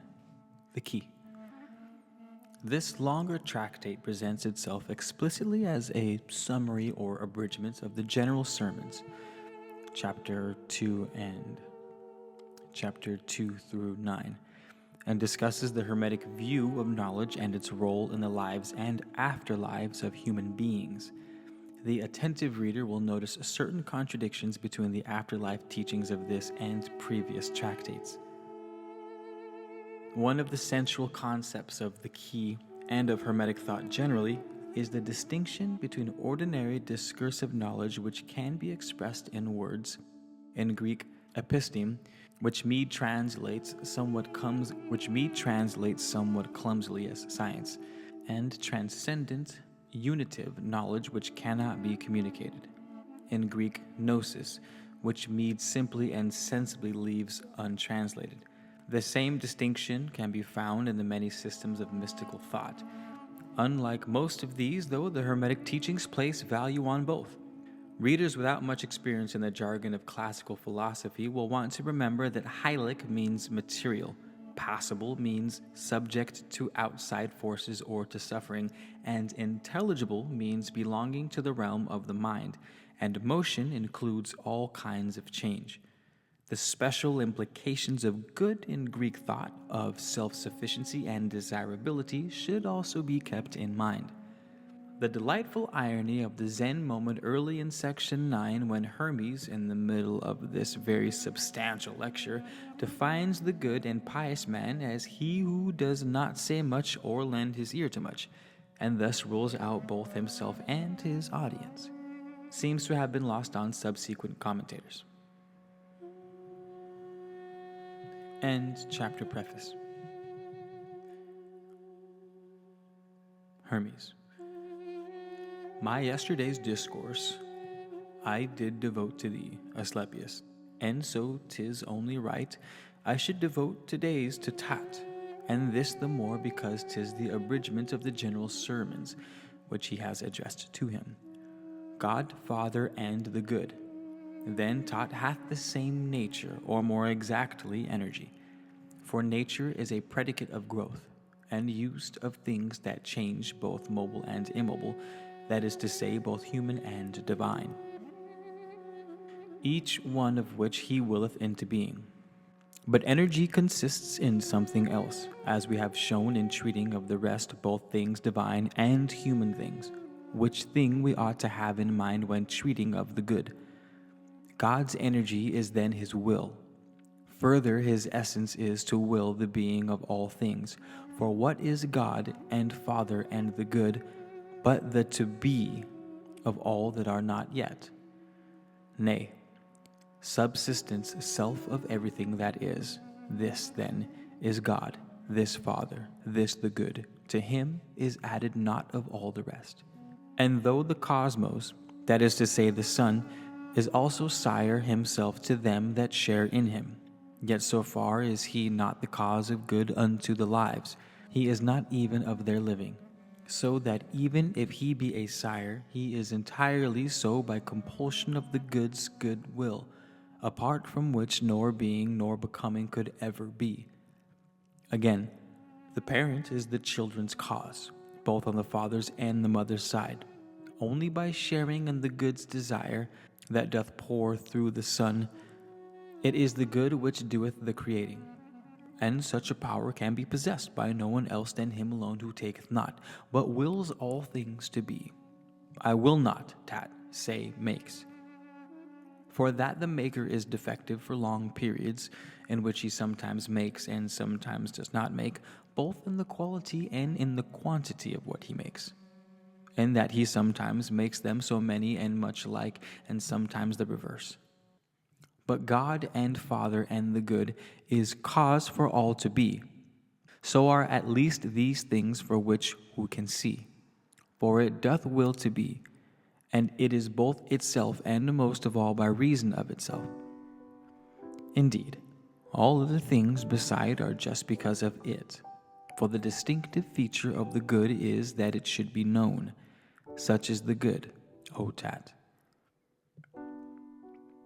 Tat replies, Thou hast, O Father, filled us so full of this so good and fairest sight, that thereby my mind's eye has now become for me almost a thing to worship, for that the vision of the good does not, like the sun's beam, fire-like blaze on the eyes and make them close. Nay, on the contrary, it shineth forth and maketh to increase the seeing of the eye, as far as ever a man has the capacity to hold the inflow of the radiance that the mind alone can see. Not only does it come more swiftly down to us, but it does us no harm, and is instinct with all immortal life. They who are able to drink in somewhat more than others of this sight, oftentimes from out the body fall asleep in the fairest spectacle, as was the case with Uranus and Cronus, our forebears. May this be our lot too, O Father mine. Hermes replies, Yes, may it be, my son, but as it is, we are not yet strung to the vision. And not as yet have we the power our mind's eye to unfold and gaze upon the beauty of the good, beauty that naught can ever corrupt or any comprehend. For only when wilt thou upon it gaze when thou canst say no word concerning it. For gnosis of the good is holy silence and a giving holiday to every sense, for neither can he perceive aught else, nor he who gazeth on it gaze on aught else, nor hear aught else, nor stir his body any way, staying his body's every sense and every motion he stayeth still, and shining then all around his mind. It shines through his whole soul and draws it out of body, transforming all of him to essence. For it is possible, my son, that a man's soul should be made like to God. Even while it still is in a body, it does contemplate the beauty of the good. Tat responds, Made like to God? What dost thou mean, Father? Hermes, of every soul apart are transformations, son. Tat, what meanest thou apart? Hermes, didst thou not in the general sermons hear that from one soul, the all-soul, come all these souls which are made to revolve in all the cosmos as though divided off? Of these souls, then, it is that there are many changes, some to a happier lot and some to just the contrary of this. Thus, some that were creeping things change into things that in the water dwell. The souls of water things change to the earth dwellers. Those that live on earth change to things with wings, and souls that live in air change to men, while human souls reach the first step of deathlessness changed into daemons. And so they circle to the choir of the inerrant gods, For of the gods there are two choirs, the one inerrant and the other errant. And this is the most perfect glory of the soul. But if a soul on entering the body of a man persisteth in its vice, it neither tasteth deathlessness nor shareth in the good, but speeding back again it churns into the path that leads to creeping things. This is the sentence of the vicious soul. And the soul's vice is ignorance. For that the soul who hath no knowledge of the things that are, or knowledge of their nature, or of good, is blinded by the body's passions and tossed about. This wretched soul, not knowing what she is, becomes the slave of bodies of strange form and sorry plight, bearing the body as a load, not as the ruler, but the ruled. This ignorance is the soul's vice. But on the other hand, the virtue of the soul is gnosis, for he who knows, he good and pious is, and still while on the earth, divine. Tat responds, but who is such one, O Father? Hermes, he who doth not say much or lend his ear to much. For he who spendeth time in arguing and hearing arguments doth shadow fight. For God the Father and the Good is not to be obtained by speech or hearing. And yet, though this is so, there are in all the beings senses, and that they cannot without senses be. But gnosis is far different from sense. For sense is brought about by that which has the mastery over us, while gnosis is the end goal of science, and science is God's gift. All science is incorporeal, the instrument it uses being the mind, just as the mind employs the body. Both then come into bodies. I mean both things that are cognizable by mind alone and things material, for all things must consist out of antithesis and contrariety. And this can otherwise not be. Tat. Who then is this material God of whom you speak? Hermes.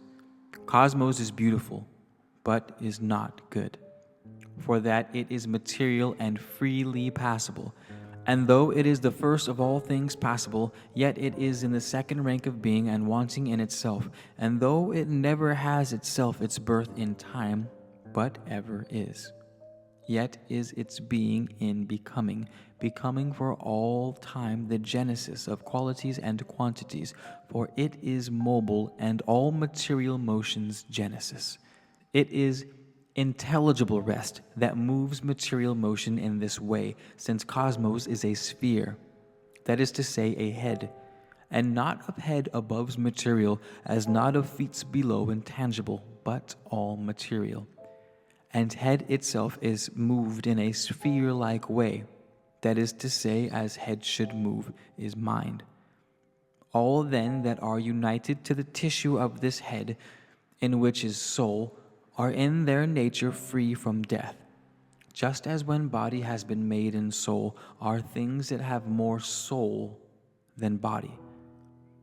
Whereas those things which are at greater distance from this tissue, where are things which have a greater share of body than of soul, are by their nature subject unto death. The whole, however, is a life, so that the universe consists of both the hylic and of the intelligible. Again, the cosmos is the first of living things, while man is second after it, though first of things subject to death. Man hath the same ensouling power in him as all the rest of living things, yet he is not only not good, but even evil, for that he is subject unto death. For though the cosmos also is not good in that it suffers motion, it is not evil, and that it is not subject to death. But man, in that he is subject both to motion and to death, is evil. Now then, the principles of man are this wise vehicled: mind in the reason in the soul, soul in the spirit, and spirit in the body. Spirit pervading body by means of veins and arteries and blood, bestows upon the living creature motion, and as it were doth bear it in a way. For this cause some to think the soul is blood, and that they do mistake its nature, not knowing that at death it is spirit that must first withdraw into the soul, whereon the blood congeals and veins and arteries are emptied, and then the living creature is withdrawn, and this is body's death. Now, from one source all things depend, while source depends from the one and only one. Source is moreover moved to become source again, whereas the one standeth perpetually and is not moved. Three then are they, God the Father and the Good, cosmos and man. God does not contain cosmos. God contains cosmos. Cosmos contain man. Cosmos is ever God's son, man as it were cosmos' child. Not that, however, God ignoreth man, nay, right well doth he know him, and willeth to be known. This is the sole salvation for a man, God's gnosis.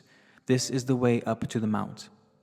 By him alone the soul becomes good, not whiles is good, whiles is evil, but good out of necessity. Tat asks, what dost thou mean, thrice-greatest one?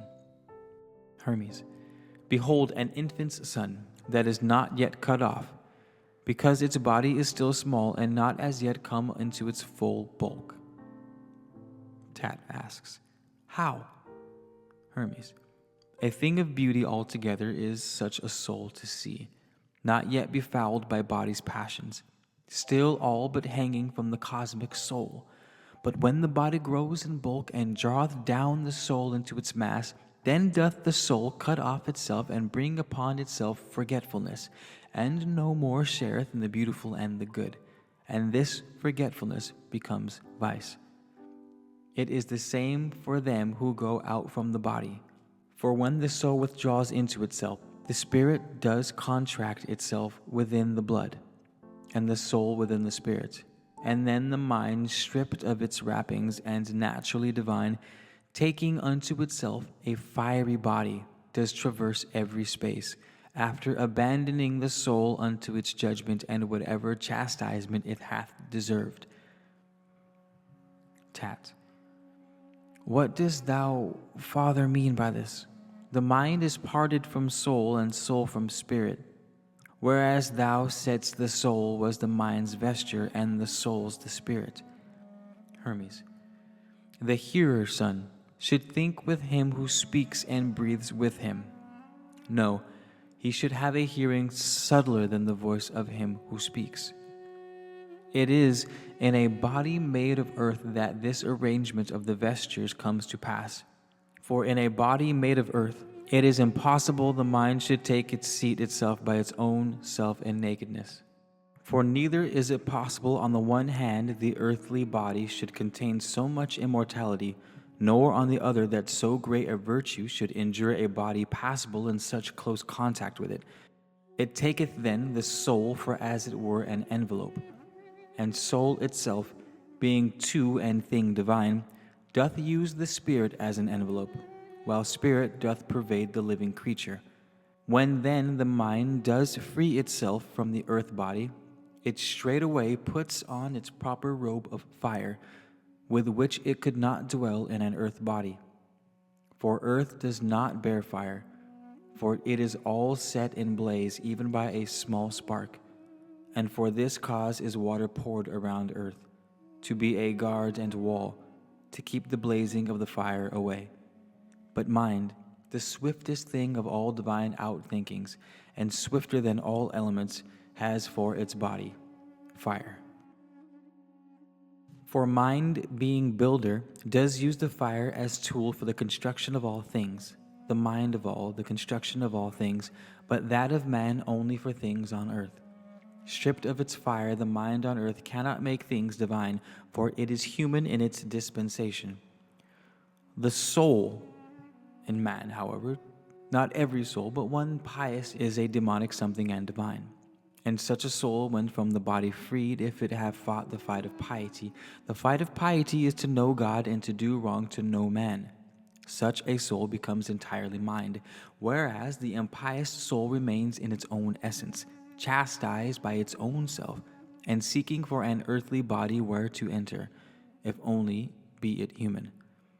For that no other body can contain a human soul, nor is it right that any human soul should fall into the body of a thing that doth possess no reason. For that the law of God is this, to guard the human soul from such tremendous outrage. Tat asks, how, Father, then is a man's soul chastised? Hermes, what greater chastisement of any human soul can there be, son, than lack of piety? What fire has so fierce a flame as lack of piety? What ravenous beast so mauls the body as lack of piety, the very soul? Dost thou not see what hosts of ills the impious soul doth bear? It shrieks and screams, I burn, I am ablaze, I know not what to cry or do. Ah, wretched me! I am devoured by all the ills that compass me about. Alas, poor me, I neither see nor hear. Such are the cries wrung from a soul chastised, not as the many think, and thou, son, dost suppose that a man's soul passing from body is changed into a beast. Such is a very grave mistake, for that the way a soul does suffer chastisement is this. When mind becomes a demon, the law requires that it should take a fiery body to execute the services of God, and entering in the soul most impious, it scourgeth, and entering in the soul most impious, it scourgeth it with whips made of its sins. And then the impious soul, scourged with its sins, is plunged in murders, outrage, blasphemy, and violence of all kinds, and all the other things whereby mankind is wronged. But on the pious souls the mind doth mount and guide it to the gnosis' light. And such a soul does never tire in songs of praise to God, and pouring blessings on all men, and doing good in work and deed to all, in imitation of its sire. Wherefore, my son, thou shouldst give praise to God, and pray that thou mayest have thy mind good. It is then to a better state the soul doth pass, it cannot to a worse. Further, there is an intercourse of souls. Those of the gods have intercourse with those of men, and those of men with souls of creatures which possess no reason. The higher, further, have in charge the lower. The gods look after men, men after animals irrational, while God has charge of all, for he is higher than them all, and all are less than he. Cosmos is subject then to God, man to the cosmos, and irrationals to man. But God is over them all, and God contains them all. God's rays, to use as a figure, are his energies. The cosmos are nature's. The arts and sciences are man's. The energies act through the cosmos, thence through the nature rays of cosmos upon man. The nature rays act through the elements. Man acteth through the sciences and arts. This is the dispensation of the universe, depending from the nature of the one, pervading all things through the mind, than which is not diviner nor of greater energy, and not a greater means for the atoning men to gods and gods to men. He is the good daemon. Blessed the soul that is most filled with him, and wretched is the soul that's empty of the mind. Tat asks, Father, what dost thou mean again? Hermes, dost thou think then, son, that every soul has the good mind? For 'tis of him we speak, not of the mind in service of which we were just speaking, the mind sent down for the soul's chastisement. For soul without the mind can neither speak nor act. For oftentimes the mind doth leave the soul, and at that time the soul neither sees nor understands, but is just like a thing that hath no reason. Such is the power of mind. Yet doth it not endure a sluggish soul, but leaveth such a soul tied to the body and bound tight by it. Such soul, my son, does not have mind, And therefore such an one should not be called a man, for that man is a thing of life, divine. Man is not measured with the rest of lives of things upon the earth, but with the lives above in heaven, who are called gods. Nay, if we must boldly speak the truth, the true man is even higher than the gods, or at the very least the gods and men are very wit and power, each with the other equal. For no one of the gods in heaven shall come down to earth, overstepping heaven's limit, whereas man doth mount up to heaven and measure it. He knows what things of it are high, what things are low, and learns precisely all things else besides. And greater thing than all, without even quitting earth, he doth ascend above. So vast a sweep doth he possess of ecstasy. For this cause can a man such dare say that man on earth is God, subject to death, while God in heaven is man, from death immune. Wherefore the dispensation of all things is brought about by means of the twain, cosmos and man, but by the one.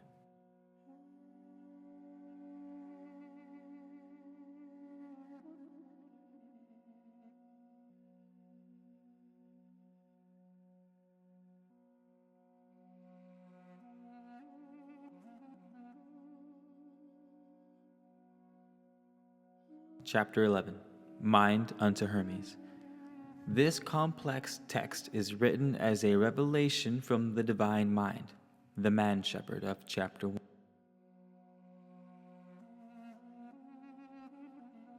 Difficult enough in its own right, it has been made rather more difficult by some of Mead's most opaque prose.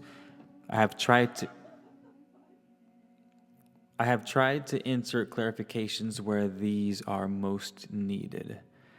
Some notes on terminology may also be useful. The term eon here, as in many of the so-called Gnostic writings, refers to the timeless and spaceless realm of ideal being. The word cosmos means both order and beauty. The same root appears in the word cosmetic.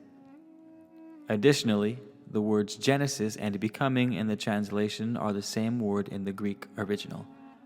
Finally, the word inactive in square brackets near the beginning of section 13 is Mead's, intended to fill a lacuna in the text. The more usual conjecture, as he comments, is apart from God. So we begin. A dialogue between mind and Hermes. Mind. Master this sermon, the Logos, then, thrice-greatest Hermes, and bear in mind the spoken words. And as it hath come unto me to speak, I will no more delay.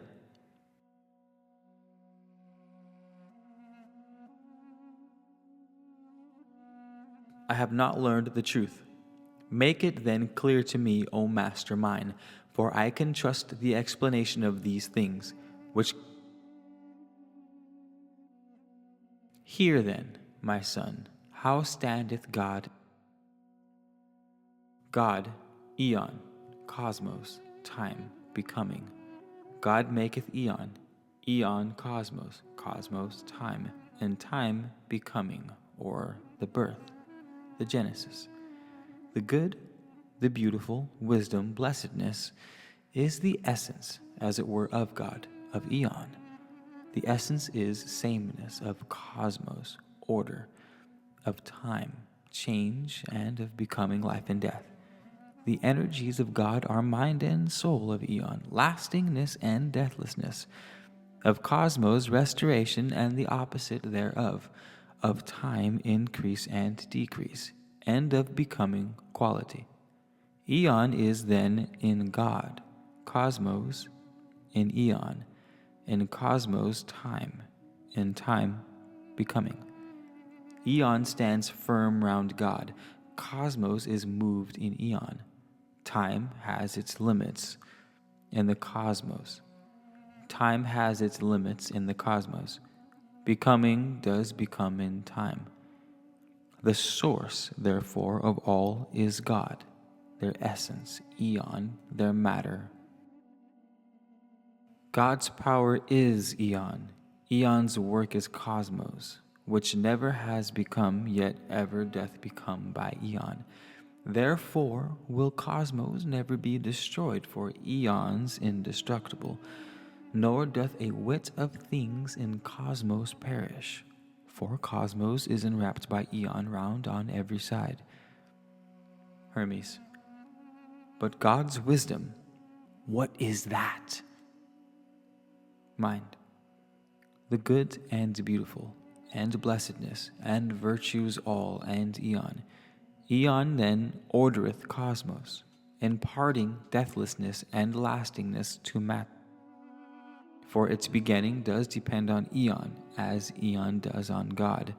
Now Genesis, birth, and time, in heaven and upon earth are of two natures.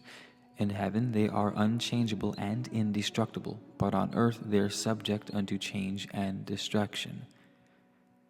Further, the eon's soul is God, the cosmos' soul is eon, the earth's soul, heaven. And God is in mind in soul, and soul in matter, and all of them through eon. But all this body, in which are all the bodies, is full of soul, and soul is full of mind, and mind of God. The soul fills it, the body of the cosmos, from within and from without encircles it, making the... Without this vast and perfect life cosmos, within it fills it with all lives, above in heaven continuing in sameness, below on earth changing, becoming. And eon doth preserve this cosmos, or by necessity, or by foreknowledge, or by nature, or by whatever else a man supposes or shall suppose, and all is this God energizing. The energy of God is power that naught can ever surpass, a power with which no one can make comparison of any human thing at all, or any divine thing. Wherefore, never think that aught of things above or things below is like to God, for thou wilt fall. For naught is like to that which hath no like, and is alone. And do not ever think that any other can possibly possess his power. For what apart from him is there of life, and deathlessness and change of quality? For what else should he make? God's not inactive, since all things then would lack activity, for all are full of God.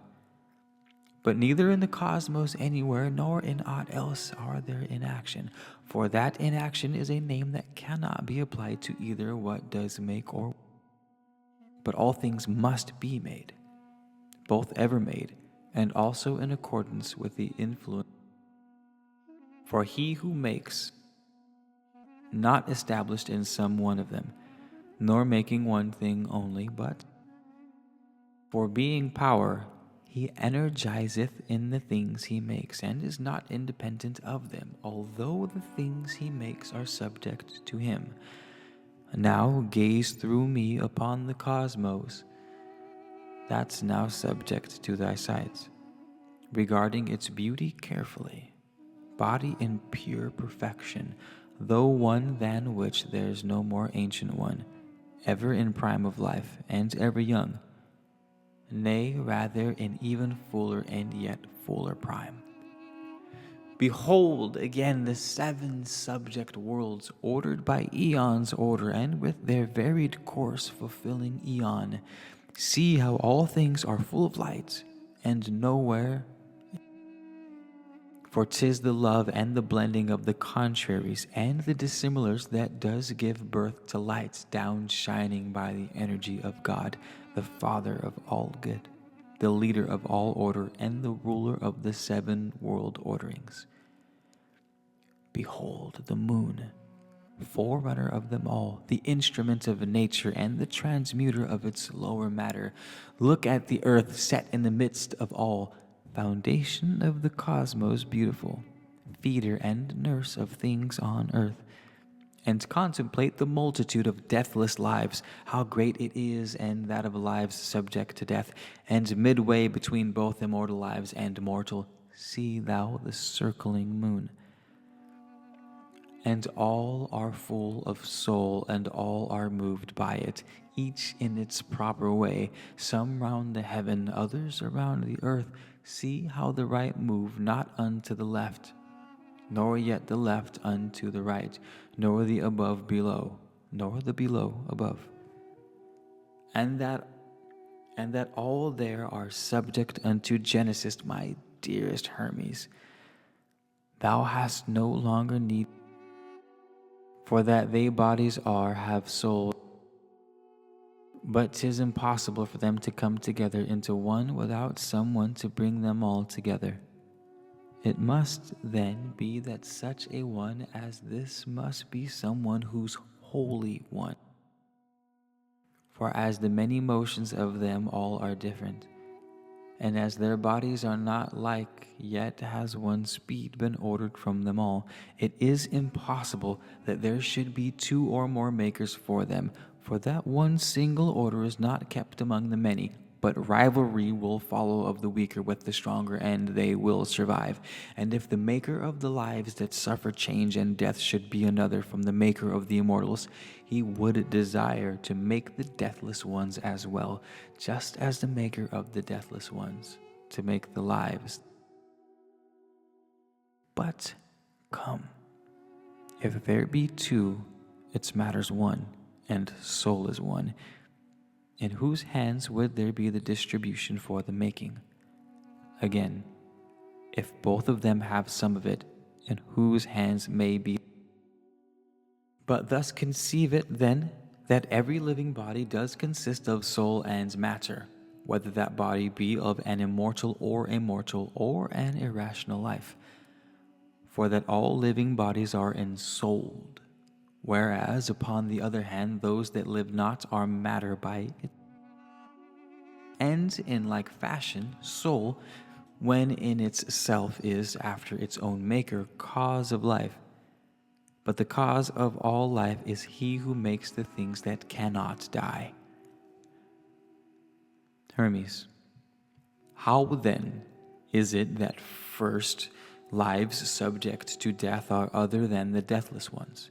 And next, how is it that life which knows no death and maketh deathlessness doth not make animal mind? First, that there's someone who does these things is clear, and next, that he is also one is. For also, soul is one, and life is one, and matter one. Hermes, but who is he? Mind. Whom may it other be than the one God? Whom else should it beseem to put soul into lives but God alone? One then is God. It would indeed be most ridiculous if, when thou dost confess the cosmos to be one, sun one, moon one, and that thou shouldst wish God himself to be someone or other of a number. All things, therefore, he makes in many ways, and what great thing is it for God to make life, soul, and deathlessness, and change, when thou thyself dost do so many things? For thou dost see and speak and hear and smell and taste and touch and walk and think and breathe. And it is not one who smells, another one who walks, another one who thinks, and yet another. But one is he who does all these. And yet no one of these could be apart from God. For just as, should thou cease from these, thou wouldst no longer be a living thing, so also should God cease from them, a thing not law to say, no longer is he God. For if it hath been shown that no thing can inactive be, how much less of God? For if there's aught he does not make, if it be a law to say, he is imperfect. But if he is not only inactive but perfect God, then he doth make all things. Give thou thyself to me, my Hermes, for a little while, and thou shalt understand more easily how that God's work is one, in order that all things may be, that are being made, or once have been, or that are going to be made. And this is, my beloved, life. This is the beautiful. This is the good. This, God. And if thou wouldst in practice understand this work, behold what taketh place in thee desiring to beget. Yet this is not like unto that, for he doth not enjoy. For that indeed he has no other one to share in what he works for. For working by himself he is ever at work, himself being what he does. For did he separate himself from it, all things would then collapse, and all must die, life ceasing. But if all things are lives, and also life is one, then one is God. And furthermore, if all lives, both those in heaven and earth, and one life in them, all is made to be God, and God is it. God is the one life. Then all are made by God.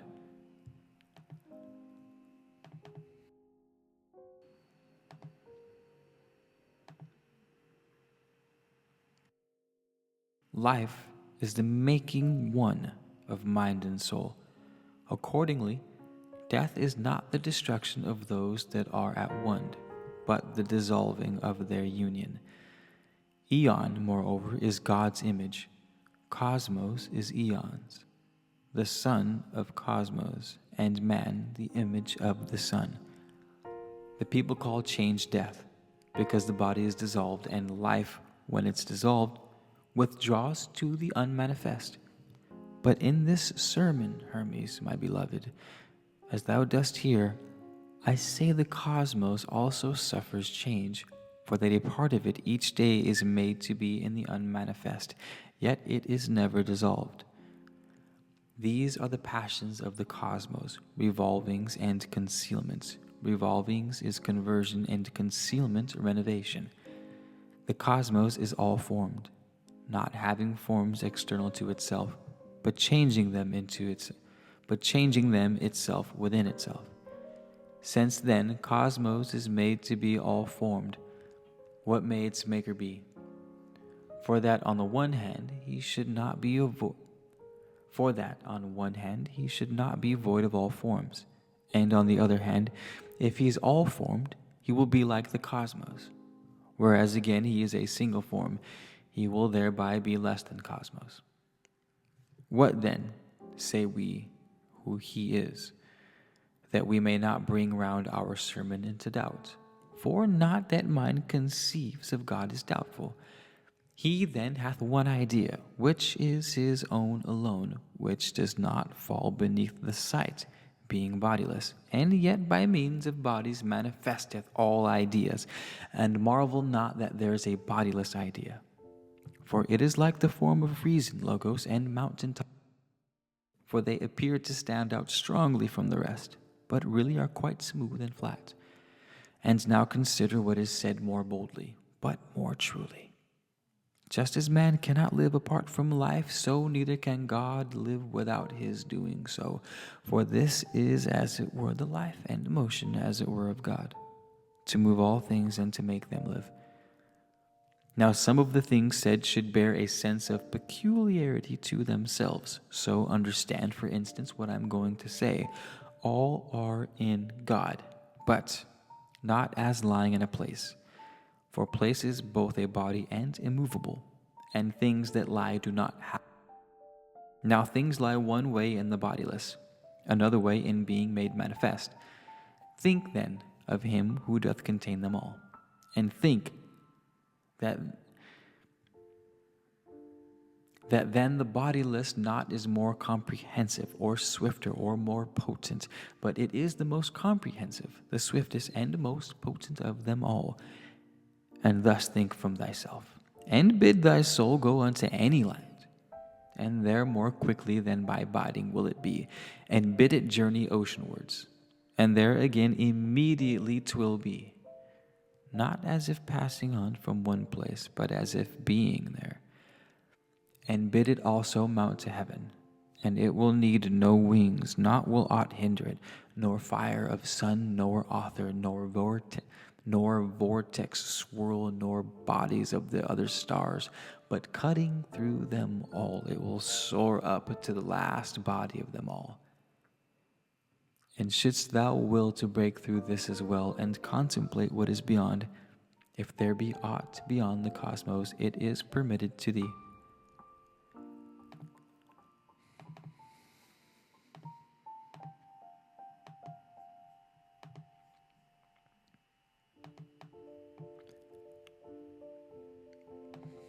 Behold, what power, what swiftness thou dost have, and canst thou do all of things, and God not do to them. Then in this way know God as having all things in himself, as thoughts the whole cosmos itself.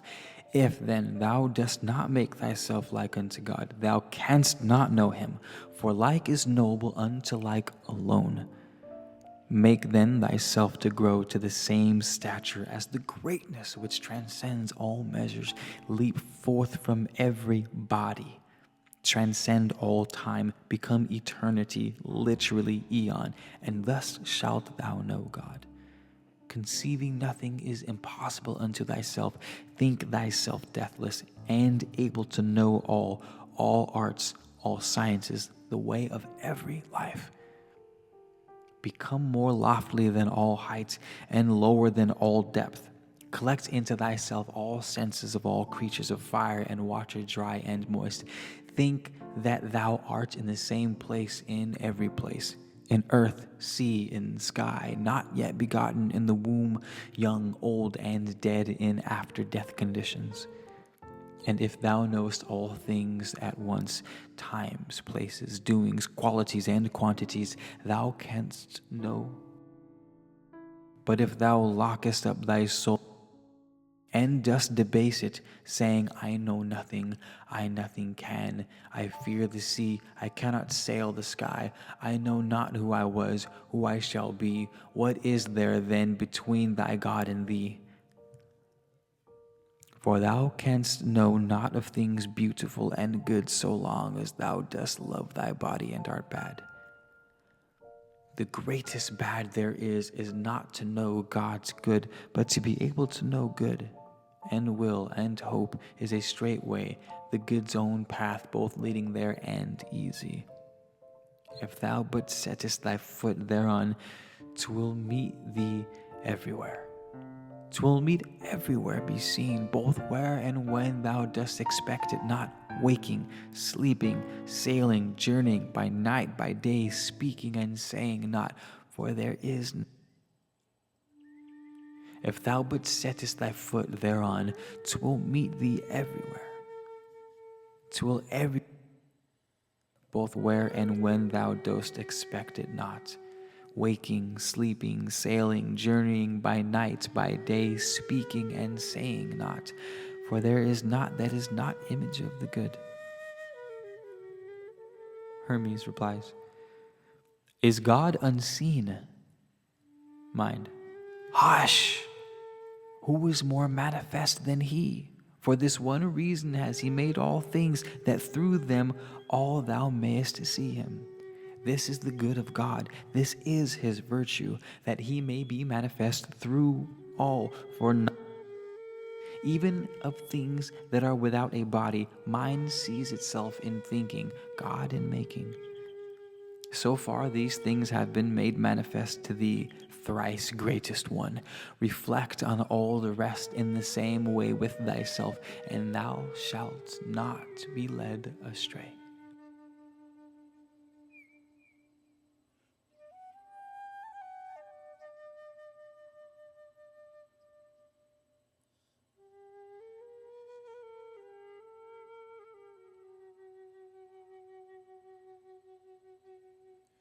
Chapter 12. About the common mind. The common mind discussed in this dialogue is the same mind which appears as a divine power in other parts of the Hermetic literature. It is identical as well with the good daemon whose words are quoted at several points here and elsewhere. The Greek word logos, which means both word and reason, amongst other things, is central to much of the argument. And it's unfortunate that English has no way to express the same complex of meanings. The praise of reason in parts 13 through 14 is also and equally a praise of human language, and this sort of double meaning plays a part elsewhere in this and other parts of the Hermetic literature. Begin chapter 12. Hermes. The mind, O Tat, is of God's very essence, if such a thing as essence of God there be.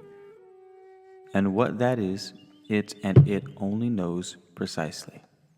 The mind then is not separated of God's essentialness, but is united to it, as light to sun.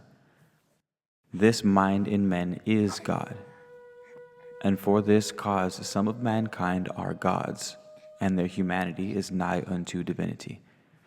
For the good Damon said, Gods are immortal men, and men are mortal gods.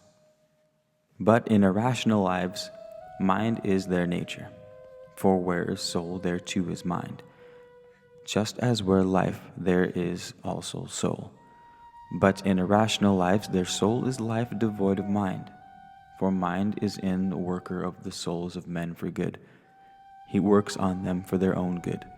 In lives irrational, he doth cooperate with each one's nature, but in the souls of men he can counteract them.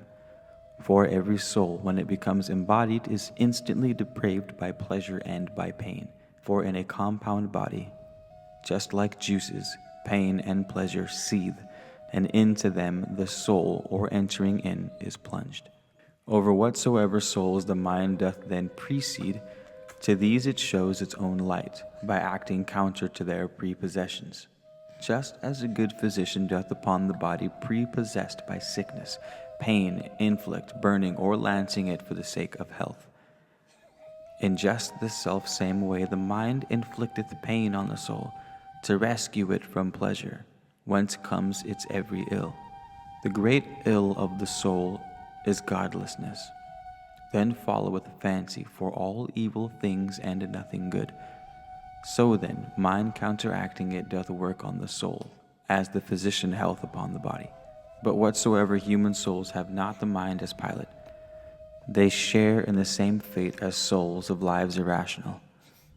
For mind becomes co-worker with them, giving full play to the desires toward which souls are born, desires that from the rush of lust strain after the irrational, so that such human souls, just like mind, becomes co-worker for them, giving full play to the desires toward which souls are.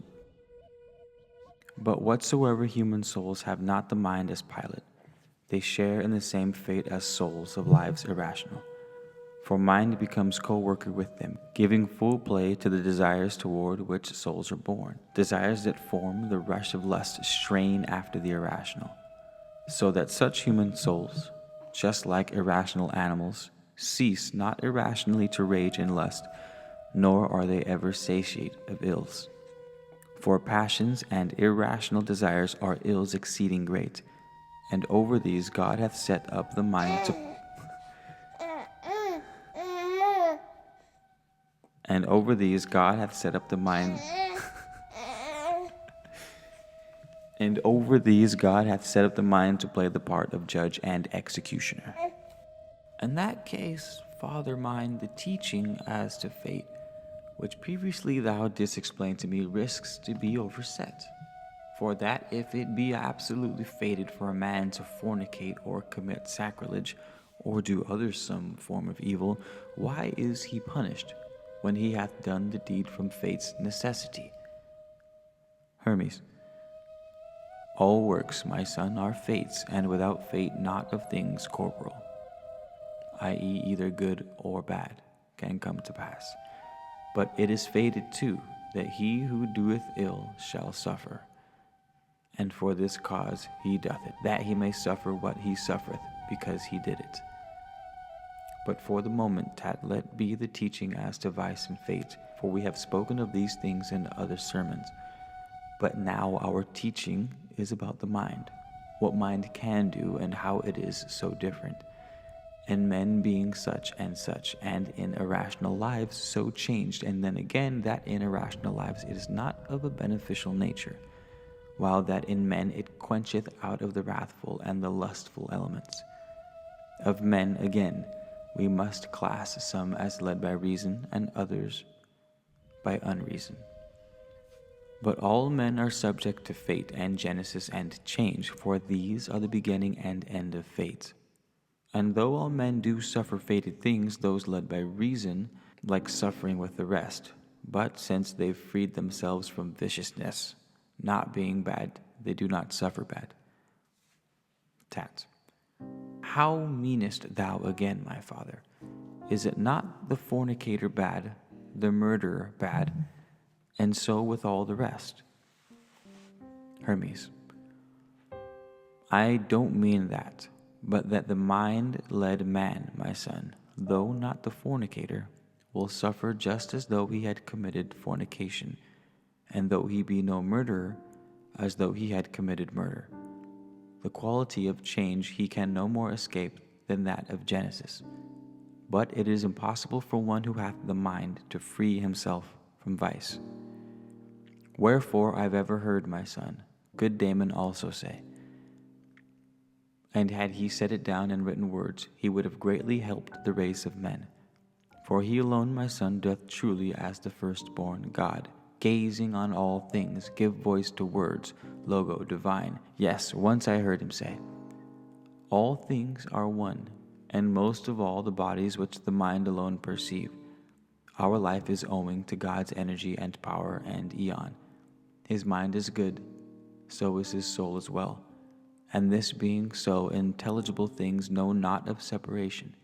So then mind, being ruler of all things, and being soul of God, can do whatever it wills. So dost thou understand and carry back this word unto the question that you asked before. I mean about mind's fate. For if you do with accuracy, son, eliminate all captious arguments, thou wilt discover that of very truth the mind, the soul of God, doth rule over all, over fate, and law and all things else, and nothing is impossible to it, neither over fate to set a human soul, nor under the fate to set a soul neglectful of what comes to pass. Let this so far suffice from the good Damon's most good words. Tat. Yes, words divinely spoken, father mine, truly and helpfully. But further still explain to me this. Thou saidst that mind and lives irrational worked in them as their nature, co-working with their impulses. But impulses of lives irrational, as I do think, are passions. Now if the mind co-worketh with these impulses, and if the impulses of lives irrational be passions, then is mind also passion, taking its color from the passions. Hermes. Well put, my son, thou questionest right nobly, and it is just that I as well should answer. Answer nobly. All things incorporeal when in a body are subject unto passion, and in the proper sense they are themselves all passions. For everything that moves itself is incorporeal, while everything that's moved is body. Incorporeals are further moved by mind, and movements, i.e. movement is passion. Both then are subject unto passions, both mover and the moved, the former being ruler and the latter ruled.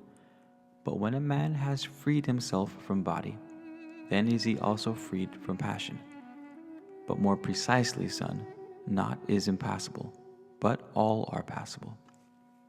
Yet passion differeth from passibility, for that the one is active while the other is passive.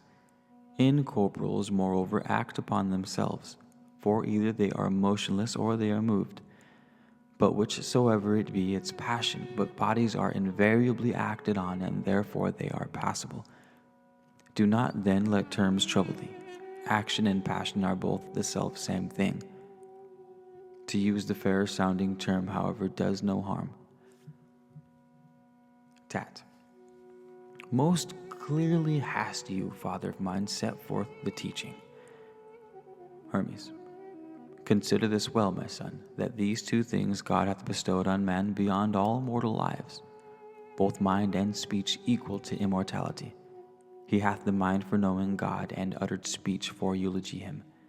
And if one useth these for what he ought, he'll differ not a whit from the immortals. Nay, rather on departing from the body, he will be guided by the twain under the choir of gods and blessed ones. Tat. Why, father of mine, do not the other lives make use of speech? Nay, son, but only use of voice. Speech is far different from voice, for speech is general among all men, while voice doth differ in each class of living thing. But with men also, father mine, according to each race, speech differs. Yes, son, but man is one. So also speech is one and is interpreted, and it is found the same in Egypt and in Persia and in Greece. Thou seemest, son, to be in ignorance of reason's worth and greatness, for that the blessed God, good Damon, hath declared, soul is in body, mind in soul, but reason is in mind in God, and mind in God, and God is Father of all of these. The reason then is the mind's image, and mind God's image, while body is the image of the form, and form is the image of the soul. The subtlest part of matter is then air, of air, soul of soul, mind, and mind of God. And God surroundeth all and permeath all, while mind surroundeth soul, soul air, air matter. Necessity and providence and nature are instruments of cosmos and of matter's ordering, while of intelligible things each is essence, and sameness is their essence. But of the bodies of the cosmos each is many. For through possession's sameness these compose the bodies, though they do not change from one into another of themselves, do nathness keep the corruption of their sameness. Whereas in all the rest of composed bodies, of each there is a certain number. For without number structure cannot be, or composition, or decomposition. Now it is units that give birth to numbers and increase it, and being decomposed are taken back again into themselves. Matter is one, and this whole cosmos, the mighty God and image of the mightier one, both with him unified, and the conserver of the will and order of the Father is filled full of life. Naught is there in it throughout the whole of aeon, the Father's everlasting reestablishment, nor of the whole, nor of the parts which doth not live. For not a single thing that's dead hath been, or is, or shall be in this cosmos. For that the Father willed it should have life lived as long as it should be. Wherefore it needs must be a God. How then, O Son, could there be in the God the image of the Father in the plenitude of life, dead things? For that death is corruption, and corruption destruction. How then could any part of that which knoweth no corruption be corrupted, or any whit of him the God destroyed? Tat. Do they not then, my father, die, the lives in it that are its parts? Hermes. Hush, son, led into error by the term in use for what takes place. They do not die, my son, but are dissolved as compound bodies. Now dissolution is not death, but dissolution of a compound. It is dissolved not so that it may be destroyed, but that it may be renewed. For what is the activity of life? Is it not motion? What then in cosmos is there that hath no motion? Naught is there, son. Tat. Doth not earth even, father, seem to thee to have no motion? Hermes. Nay, son, but rather that she is the only thing which, though in very rapid motion, is also stable.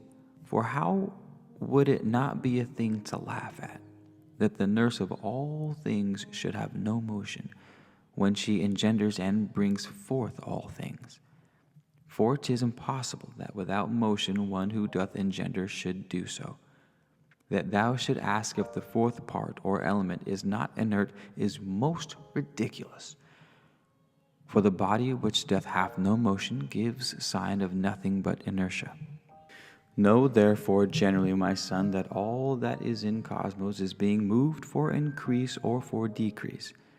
Now that which is kept moving also lives, but there is no necessity that which lives should be all same. For being simultaneous, the cosmos as a whole is not subject to change, my son, but all its parts are subject unto it. Yet not of it is subject to corruption or destroyed. It is the terms employed that confuse men, for 'tis not genesis that constitutes life, but 'tis sensation. It is not change that constitutes death, but 'tis forgetfulness. Since then these things are so, they are immortal all, matter and life and spirit, mind and soul, of which whatever liveth is composed. Whatever then doth live oweth its immortality unto mind, and most of all doth man, he who is both recipient of God and coessential with him. For with this life alone doth God consort, by visions in the night, by tokens in the day, and by all things doth he foretell the future unto him, by birds, by inward parts, by wind, by tree. Wherefore doth man lay claim to know things past, things present, and to come. Observe this too, my son, that each one of the other lives inhibith one portion of the cosmos. Aquatic creatures water, terrene earth, and airy creatures air. While man doth use all these, earth, water, air, and fire, he seeth heaven too, and doth contact it with his sense. But God surroundeth all and permeate all, for he is energy and power, and it is not difficult, my son, to conceive God. But if thou wouldst him also contemplate, behold the ordering of the cosmos, and see the orderly behavior of its ordering. Behold thou the necessity of things made manifest, and see the providence of things become and things becoming. Behold how matter is all full of life. Behold this so great God in movement, with all the good and noble ones, gods, demons, and men. Tat. But these are purely energies, O Father of mine. Hermes. If then they're purely energies, my son, by whom then are they energized except by God? Or art thou ignorant, and just as heaven, earth, water, air are parts of cosmos, in just the selfsame way God's parts are life, and immortality, and energy, and spirit, and necessity, and providence, and nature, soul, and mind, and the duration, that is, eon or eternity, of all these that is called good. And there are not of things that have become or are becoming in which God is not. Tat. Is he in matter, Father? Hermes. Matter, my son, is separate from God, in order that thou mayest attribute to it the quality of space. But what thing else than mass thinkst thou it is, if it's not energized? Whereas if it be energized, by whom is it made so? For energies, we said, are parts of God. By whom are then all lives enlivened? By whom are things immortal made immortal? By whom changed things made changeable? And whether thou dost speak of matter or body or of essence, know that these too are energies of God, and that materiality is matter's energy, that corporal reality is body's energy, and that essentially does constitute the energy of essence, and this is God, the All. And in the all is not that is not God. Wherefore, nor size, nor space, nor quality, nor form, nor time surroundeth God. For he is all, and all surroundeth all, and permeate all. Unto this reason, son, thy adoration and thy worship pay. There is one way alone to worship God. It is not to be bad.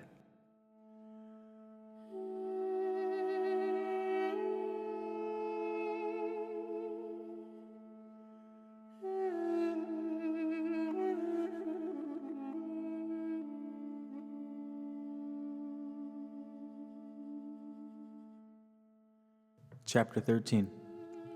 The Secret Sermon on the Mountain.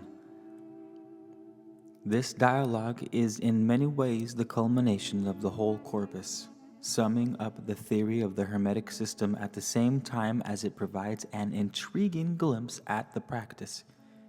The focus of the dialogue is the experience of rebirth, which involves the replacement of 12 tormentors within the self by 10 divine powers, leading to the awakening of knowledge of the self and God. The secret hymnody is presented as a litany for worship, to be performed twice each day at sunrise and sunset. It's interesting to note that while the sunrise worship is performed facing east, the sunset worship is due to the south. Egyptian tradition from pharaonic times onward saw the west as the direction of death. The usual difficulties within the multiple meanings of the Greek word logos appear in the translation, compounded by Mede's awkward style. Additionally, one of Mede's few evasions can be found in section 12, where he relates the 12 tormentors to the 12 types of life. This should more simply and more accurately have been translated as the 12 signs of the zodiac. The theosophical distaste for astrology may well have been involved here. And so we begin. Now, Now, in the general sermons, Father, thou didst speak in riddles most unclear, conversing on divinity. And when thou saidst to man could ever be saved before rebirth, thy meaning thou did hide. Further, when I became my suppliant in wending up the mount, after thou hadst conversed with me, and when I longed to learn the sermon on rebirth, and for this beyond all things is just the one thing I know not, thou saidst that thou would give it to me, when thou shalt have become a stranger to the world. Wherefore I got me ready and made the thought in me a stranger to the world illusion. And now do thou fill up the things that fall short in me with what thou saidst would give me the tradition of rebirth, setting it forth in speech or in the secret way. I know not, O thrice-greatest one, from out what matter and what womb man comes to birth, or of what seed. Hermes replies, wisdom that understands in silence. Such is the matter and the womb from out which man is born, and the true good the seed. Who is the sower, Father? For I am altogether at loss. It is the will of God, my son. And of what kind is he that is begotten, Father? For I have no share of that essence in me, which doth transcend the senses. The one that is begot will be another one from God, God's Son? All and all, out of all powers composed. Thou tellest me a riddle, Father, and dost not speak as father unto son. This race, my son, is never taught, but when he willeth it, its memory is restored by God. Thou sayest things impossible, O Father, things that are forced. Hence answers what I have direct unto these things. Am I a son strange to my father's race? Keep it not, Father, back from me. I am a true-born son. Explain to me the manner of rebirth. What may I say, my son? I can but tell thee this. Whenever I see myself within this simple vision brought to birth out of God's misery, whenever I see within myself the simple vision brought to birth out of God's mercy, I have passed through myself into a body that can never die. And now I am not as I was before, but I am born in mind. The way to do this is not taught, and it cannot be seen by the compounded element by means of which thou seest. Yes, I have had my former composed form dismembered for me. I am no longer touched, but I have touch. I have dimensions too, and yet am I a stranger to them now. Thou seest me with eyes, my son, but what I am thou dost not understand even with fullest strain of body and of sight. Into fierce frenzy and mind fury hast thou plunged me, Father, for now no longer do I see myself. I would, my son, that thou hadst ever passed right through thyself, as they who dream and sleep yet sleepless. Tell me this too. I would, my son, that thou hadst ever passed right through thyself, as they who dream and sleep yet sleepless. Tell me this too. Who is the author of rebirth? The Son of God, the one man, by God's will.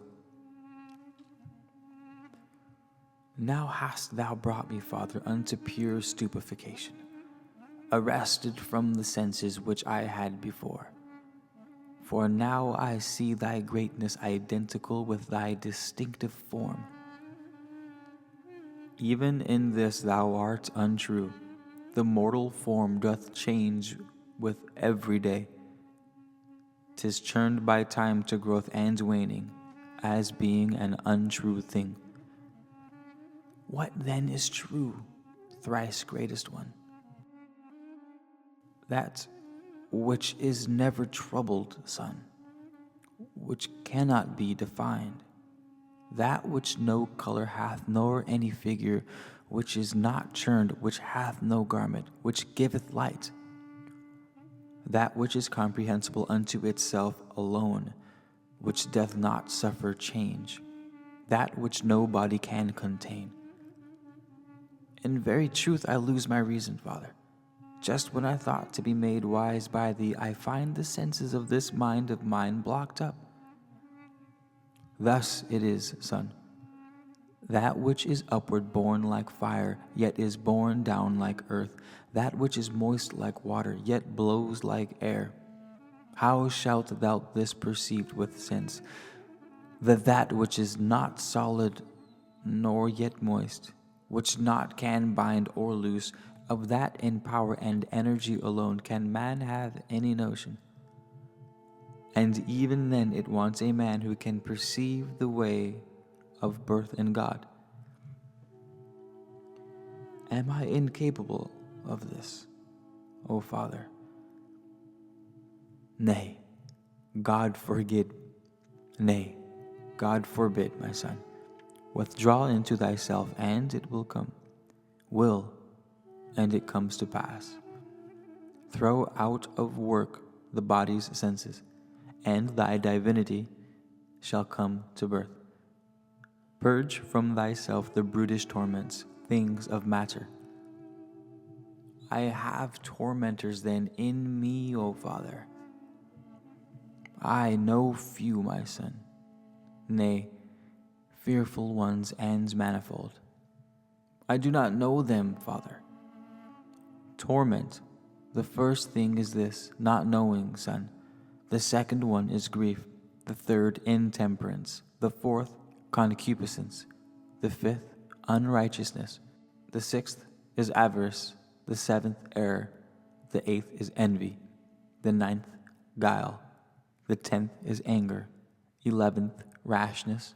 The 12th is malice. These are in number 12, but under them are many more, my son. And creeping through the prison of the body, they force the man that's placed therein to suffer in his senses. But they depart, though not all at once. But they depart, though not all at once, from him who hath been taken pity on by God. And this is it, which constitutes the manner of rebirth, and the reason. And now, my son, be still and solemn silence keep. Thus shall the mercy that flows on us from God not cease. Henceforth rejoice, O son, for by the powers of God thou art being purified for the articulation of the reason. Gnosis of God hath come to us, and when this comes, my son, not knowing is cast out. Gnosis of joy hath come to us, and on its way, son, sorrow will flee away to them who give it room. The power that follows joy do I invoke, thy self-control. O power most sweet, let us most gladly bid it welcome. How with its coming doth it chase intemperance away. Now forth on continents I call the power against desire. This step, my son, is righteousness' firm seat, for without judgment. See how she hath chased unrighteousness away. We are made righteous, son, by the departure of unrighteousness.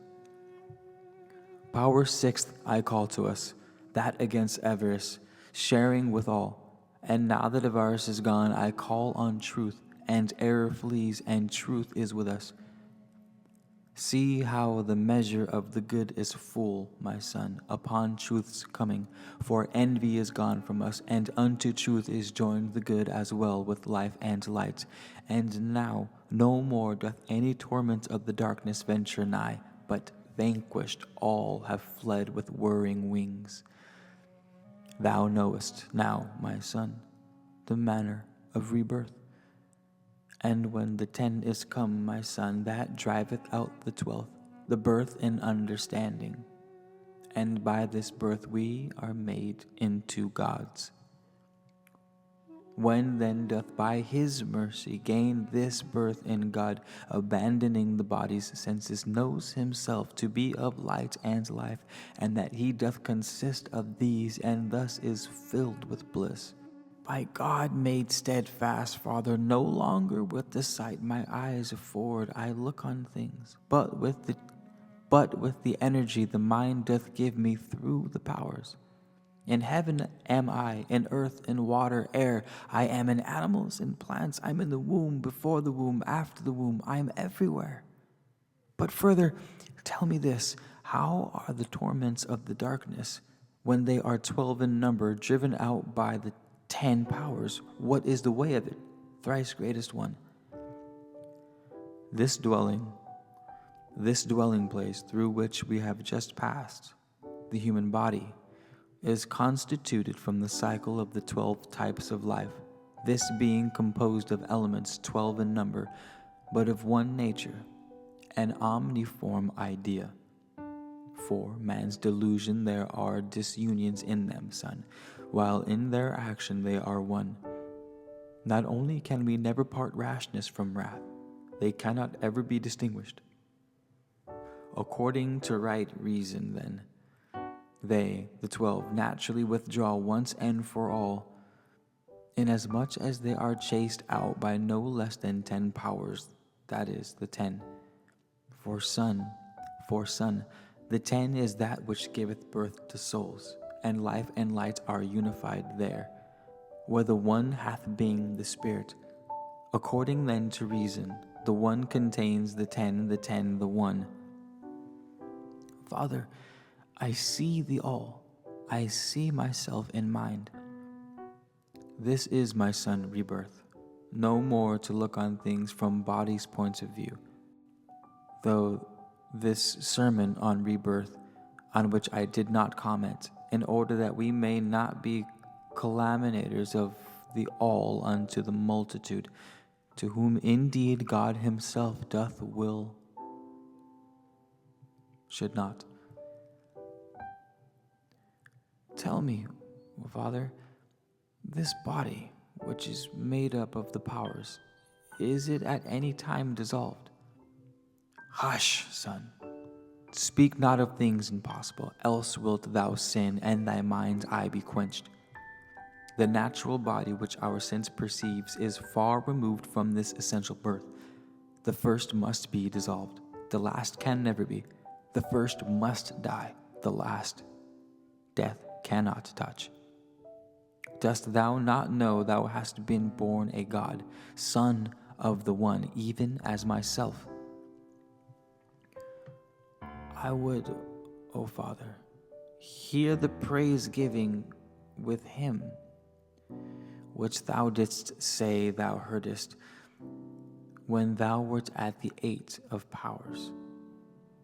Just as the shepherd did foretell, I should, my son, when I come to the 8. Well dost thou haste to strike thy tent, for thou hast been made pure.